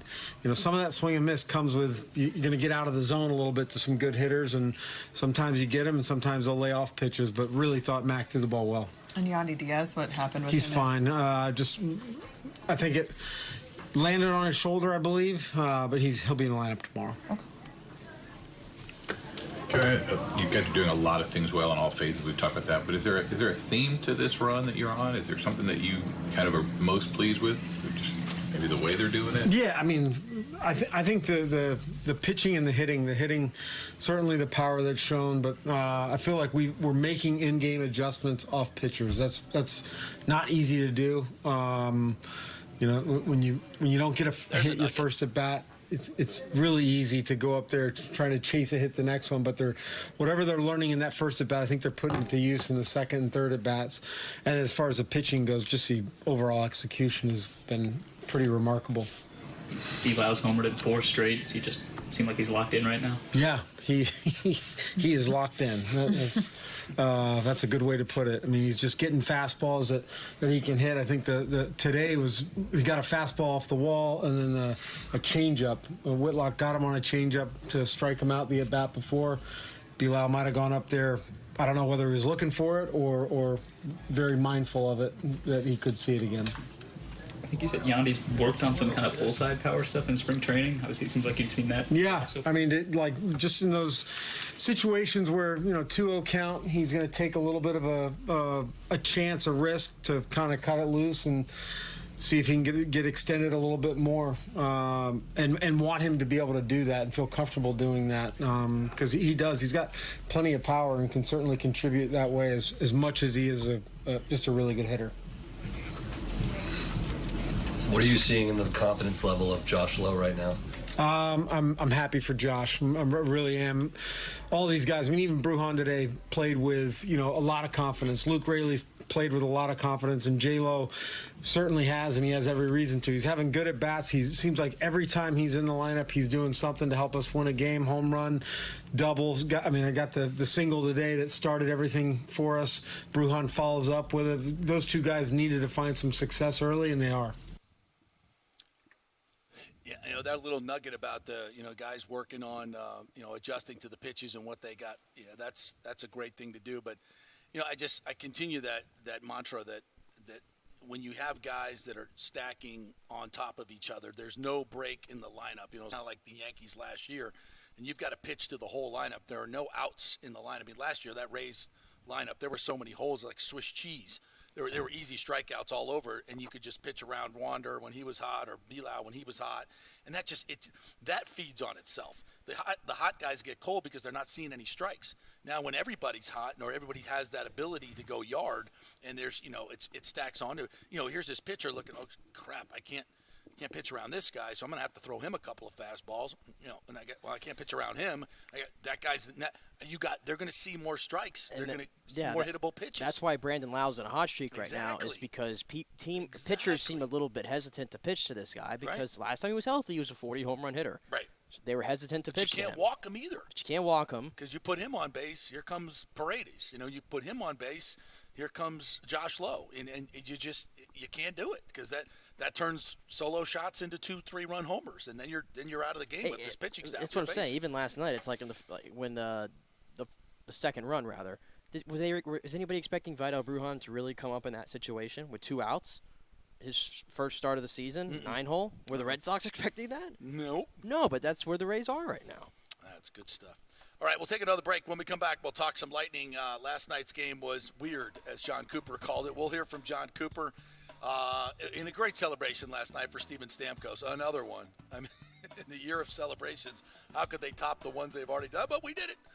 So we'll talk about that as well. We're brought to you by the great folks at the Jeeves Law Group, JEEVES lawgroup.com. Scott Jeeves is one of those lead counsels for class action lawsuits. That's how much people believe in him and how much he will fight for you. So personal injury, personal attention is their mantra, and that's what you get with the Jeeves Law Group. So contact them at thejeeveslawgroup.com. Back in 3. Stay with us. Insurance coverage can be confusing and expensive. I mean, where do you start? Which companies can you count on to pay out fast and fair? Well, call the great folks at Italiano Insurance. It's a family-owned business. Jeff and Nat Italiano are carrying on the 60-year-plus tradition of giving amazing customer service and giving back to the community through their annual backpack drive for needy students and their support of the local pediatric cancer patients. But it's the customer service that sets them apart. They can shop all your insurance needs and save you big-time money. Don't hop on the internet and waste time looking at some bogus reviews. Talk to knowledgeable agents and not some voice-generated robot. These are confusing times for homeowners, and Italiano's team of experienced professionals can provide the right coverage for every situation: home, auto, business, life. It's Italiano for all the pieces of your life. Call 813-877-7799 or go to italianoinsurance.com. Well, Fitz the mortgage guy did it again. A listener heard his ad, was going to another big bank, but called Scott Fitzgerald at American Mortgage Services of Tampa, and Fitz saved him $618 on his monthly payment. Are you kidding me? Folks, that's big money. Rates are going up, they're going down, they're going all over the place. Scott will shop your loan and save you lender fees and get the best rates. Email him, scott@amstampa.com, or call 813-294-7595. That's Fitz the mortgage guy. Lots of stuff going on right now, and these rates are going all over the place. You need somebody knowledgeable in the market that will work hard for you and get you the best deal. That's my man, Scott. He's done 3 loans for me, done thousands of loans for local folks here, works with a lot of the coaches and players in the area. He's the guy. 813-294-7595, or go to scott@amstampa.com.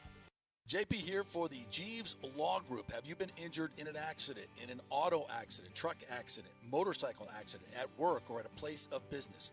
Well, call the Jeeves Law Group and get the personal attention that you deserve. I made the mistake many, many years ago with going with one of the bigger law firms, the national law firms. And let me tell you, getting a call back from those folks was next to impossible. Weeks and weeks would go by, never get a call back. That doesn't happen with the Jeeves Law Group. Personal attention is what they're all about. When you call the Jeeves Law Group, you will be part of the family. They will represent you in a vigorous and aggressive way against the insurance companies. These larger companies will promise bigger settlements, but it's the Jeeves Law Group that will get you the best results. If you're tired of dealing with these bigger law firms, check out the Jeeves Law Group. Go to JeevesLawGroup.com, tell them JP sent you, get a free consultation. It's the Jeeves Law Group. Scott Jeeves has been representing clients in the Tampa Bay area for over 25 years. Give them a call. It's a free call, 727-894-2929, 727-894-2929, or go to JeevesLawGroup.com.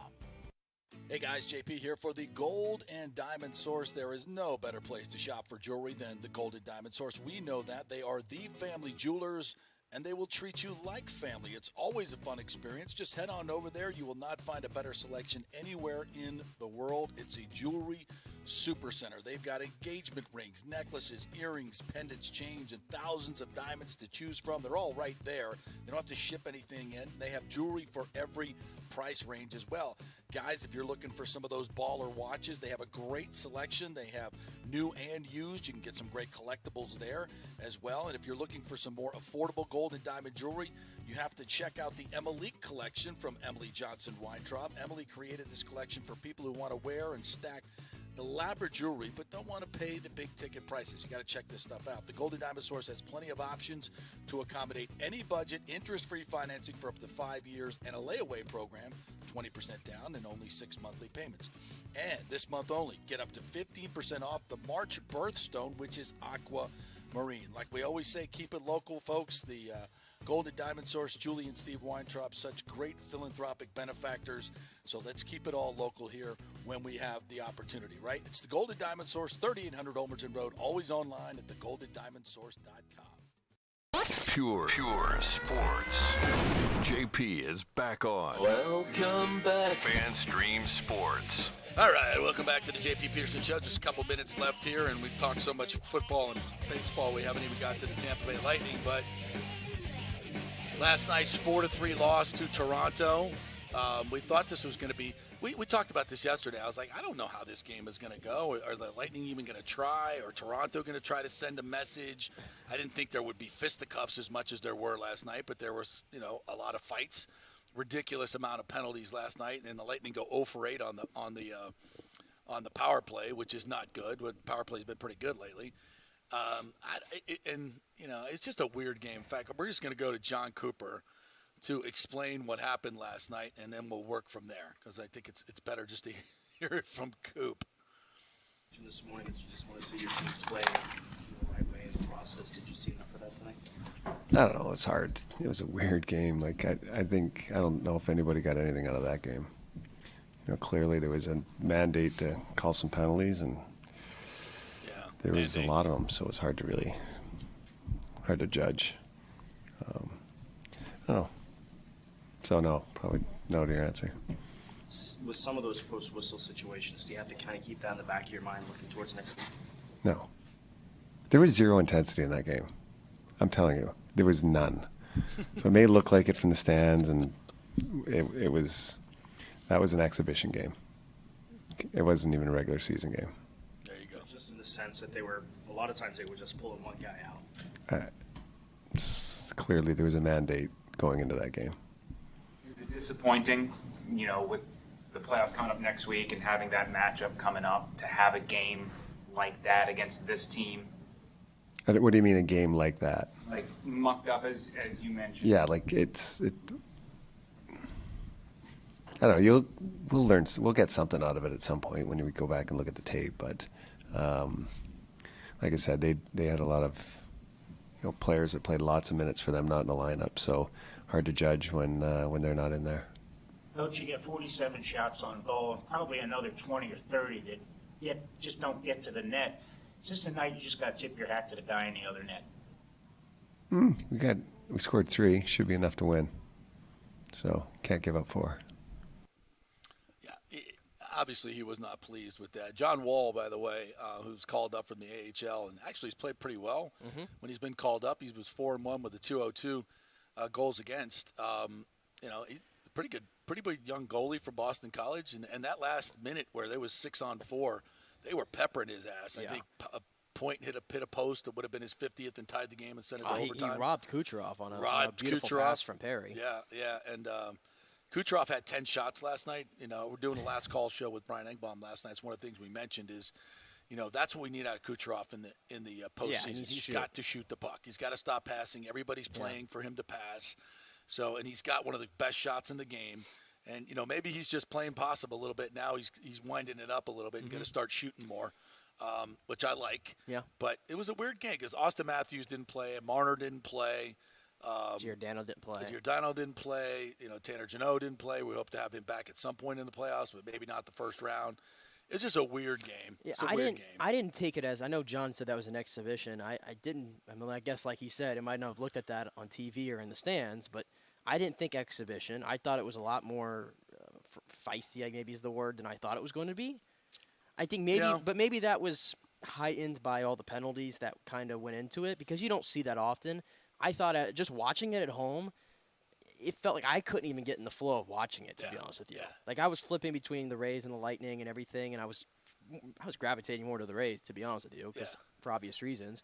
But every time it's like I'd come back to the Lightning game, there's a guy in the penalty box or something would happen, and a guy goes to the penalty box, and I'm asking myself, why are we doing this right now? Very little 5-on-5 play. Yeah, why are we mucking this game up right now? So I have to imagine playing in that game that there was probably no flow to it. And to the point about being an exhibition, that was not an exhibition to Joseph Wall. No. Because that to me was a coach, look at me. Yeah. Look what I just did. 50 saves on the road against a team we're going to 47 saves on the road. He's not going to play in the playoffs. I don't know. Are you sure about that? No, they're going to throw him in there. He's played in like 6 or 7 games this year for Toronto, and he's been excellent. 6th game. He's been excellent in that short amount of time. I thought he was playing like good. Put him in there. I thought that's what he was playing for last night. Put him in there. Love to see it. Still have advantage Vasilevsky. Of course. Clearly, but. Yeah, playoffs is a whole different game. It's like he said, that was an exhibition game last night. The kid played well. Okay, great. Good for you. Let's see what happens in the playoffs. And that's where, listen, I'm not sitting here telling you that the Lightning are steamrolling into the playoffs and I think that they're the odds-on favorite to win the cup. Hell no. We got to see more from Vasilevsky. That first one that Nylander scored last night. Ugh. I need more from a lot of guys, to be honest. Yeah, but again, this has been a week and a half that they've definitely known they're playing Toronto, and it's been 3 months that they've pretty much known who they're playing Toronto. It's hard for me to look past everything I've seen with this defense this year. I get it. It's hard for me to look past the play of. I mean, he was egregious last night. I thought was Victor Hedman. Yep. He don't look right to me. He does not look right to me. And maybe he's conserving something for the playoffs. Maybe that's what it is. I don't know. But I don't think he's looked right from game 1 this year. I think Sergachev last night actually was maybe the best player on the Lightning last night, to be honest with you. Yeah. I think he's been better than Hedman this year. I have concerns about that. And listen, every team wants to get into the playoffs and think that they can turn it on. The Lightning have done that for 3 years, but there's going to be a time where they don't. Yep. That's coming. I don't know if it's this year. I've seen a lot of signs that tell me it could be this year. I mean, they've lost 8 of 11.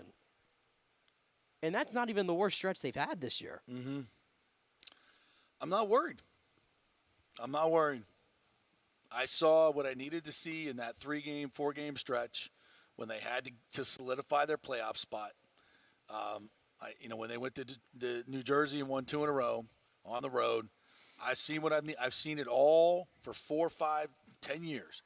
When their back's against the wall, when they have to play their best, that's what they do. Mm-hmm. And until they don't, when it really, really matters, I'm not going to doubt them. There's too much evidence. There's too much evidence to suggest that they could pull. Now, there's no Ryan McDonough. There's no Andre Palat. I get that. But the rest of the guys, the core of this team, I feel are going to step up until they don't. That's the only way I can evaluate it. So we've seen packs times this year where they need to step up and go on a little bit of run after a bad spell. And what have they done? Boop, flip the switch, and we see the team. Sometimes. Yeah. And it's just more, to me, alarming is Coop's press conference from the prior game where he I mean, he was taken back. He's taken back by this. Well, I think in those situations he's got to show some concern. But I think deep down he feels the way that I feel. He's not going to doubt these guys until they give him reason to doubt when it really, really matters. When it really, really matters, and it hasn't mattered for a long time. Yeah, and these guys know when it matters. We have to keep in mind they haven't entered the postseason playing well the last 2 years. That's right. I want to say Game 1 last year against Toronto. Didn't they get blown out? They got. Yeah, I believe they did, and then they came back and won Game 2. Yes. Yeah. So they got blown out big time. They got blown. It was like 5-0. I want to say in Toronto. It wasn't close. So maybe that was the final. I forget, but yeah, there were times last year, and what happened? Every time their back was against the wall, they don't die. They come back and show. So. The only time they did was against Colorado when they didn't have Braden Point and everybody else was just hurt. So until we see that, I'm gonna be full go on the Lightning. Hey, tomorrow and Friday we're gonna do a lot of college football with Gators, Seminoles, Hurricanes, USF. UCF, we might throw them in there if you get a guest. You know anybody over there might be able to help out? You know anybody? Plenty.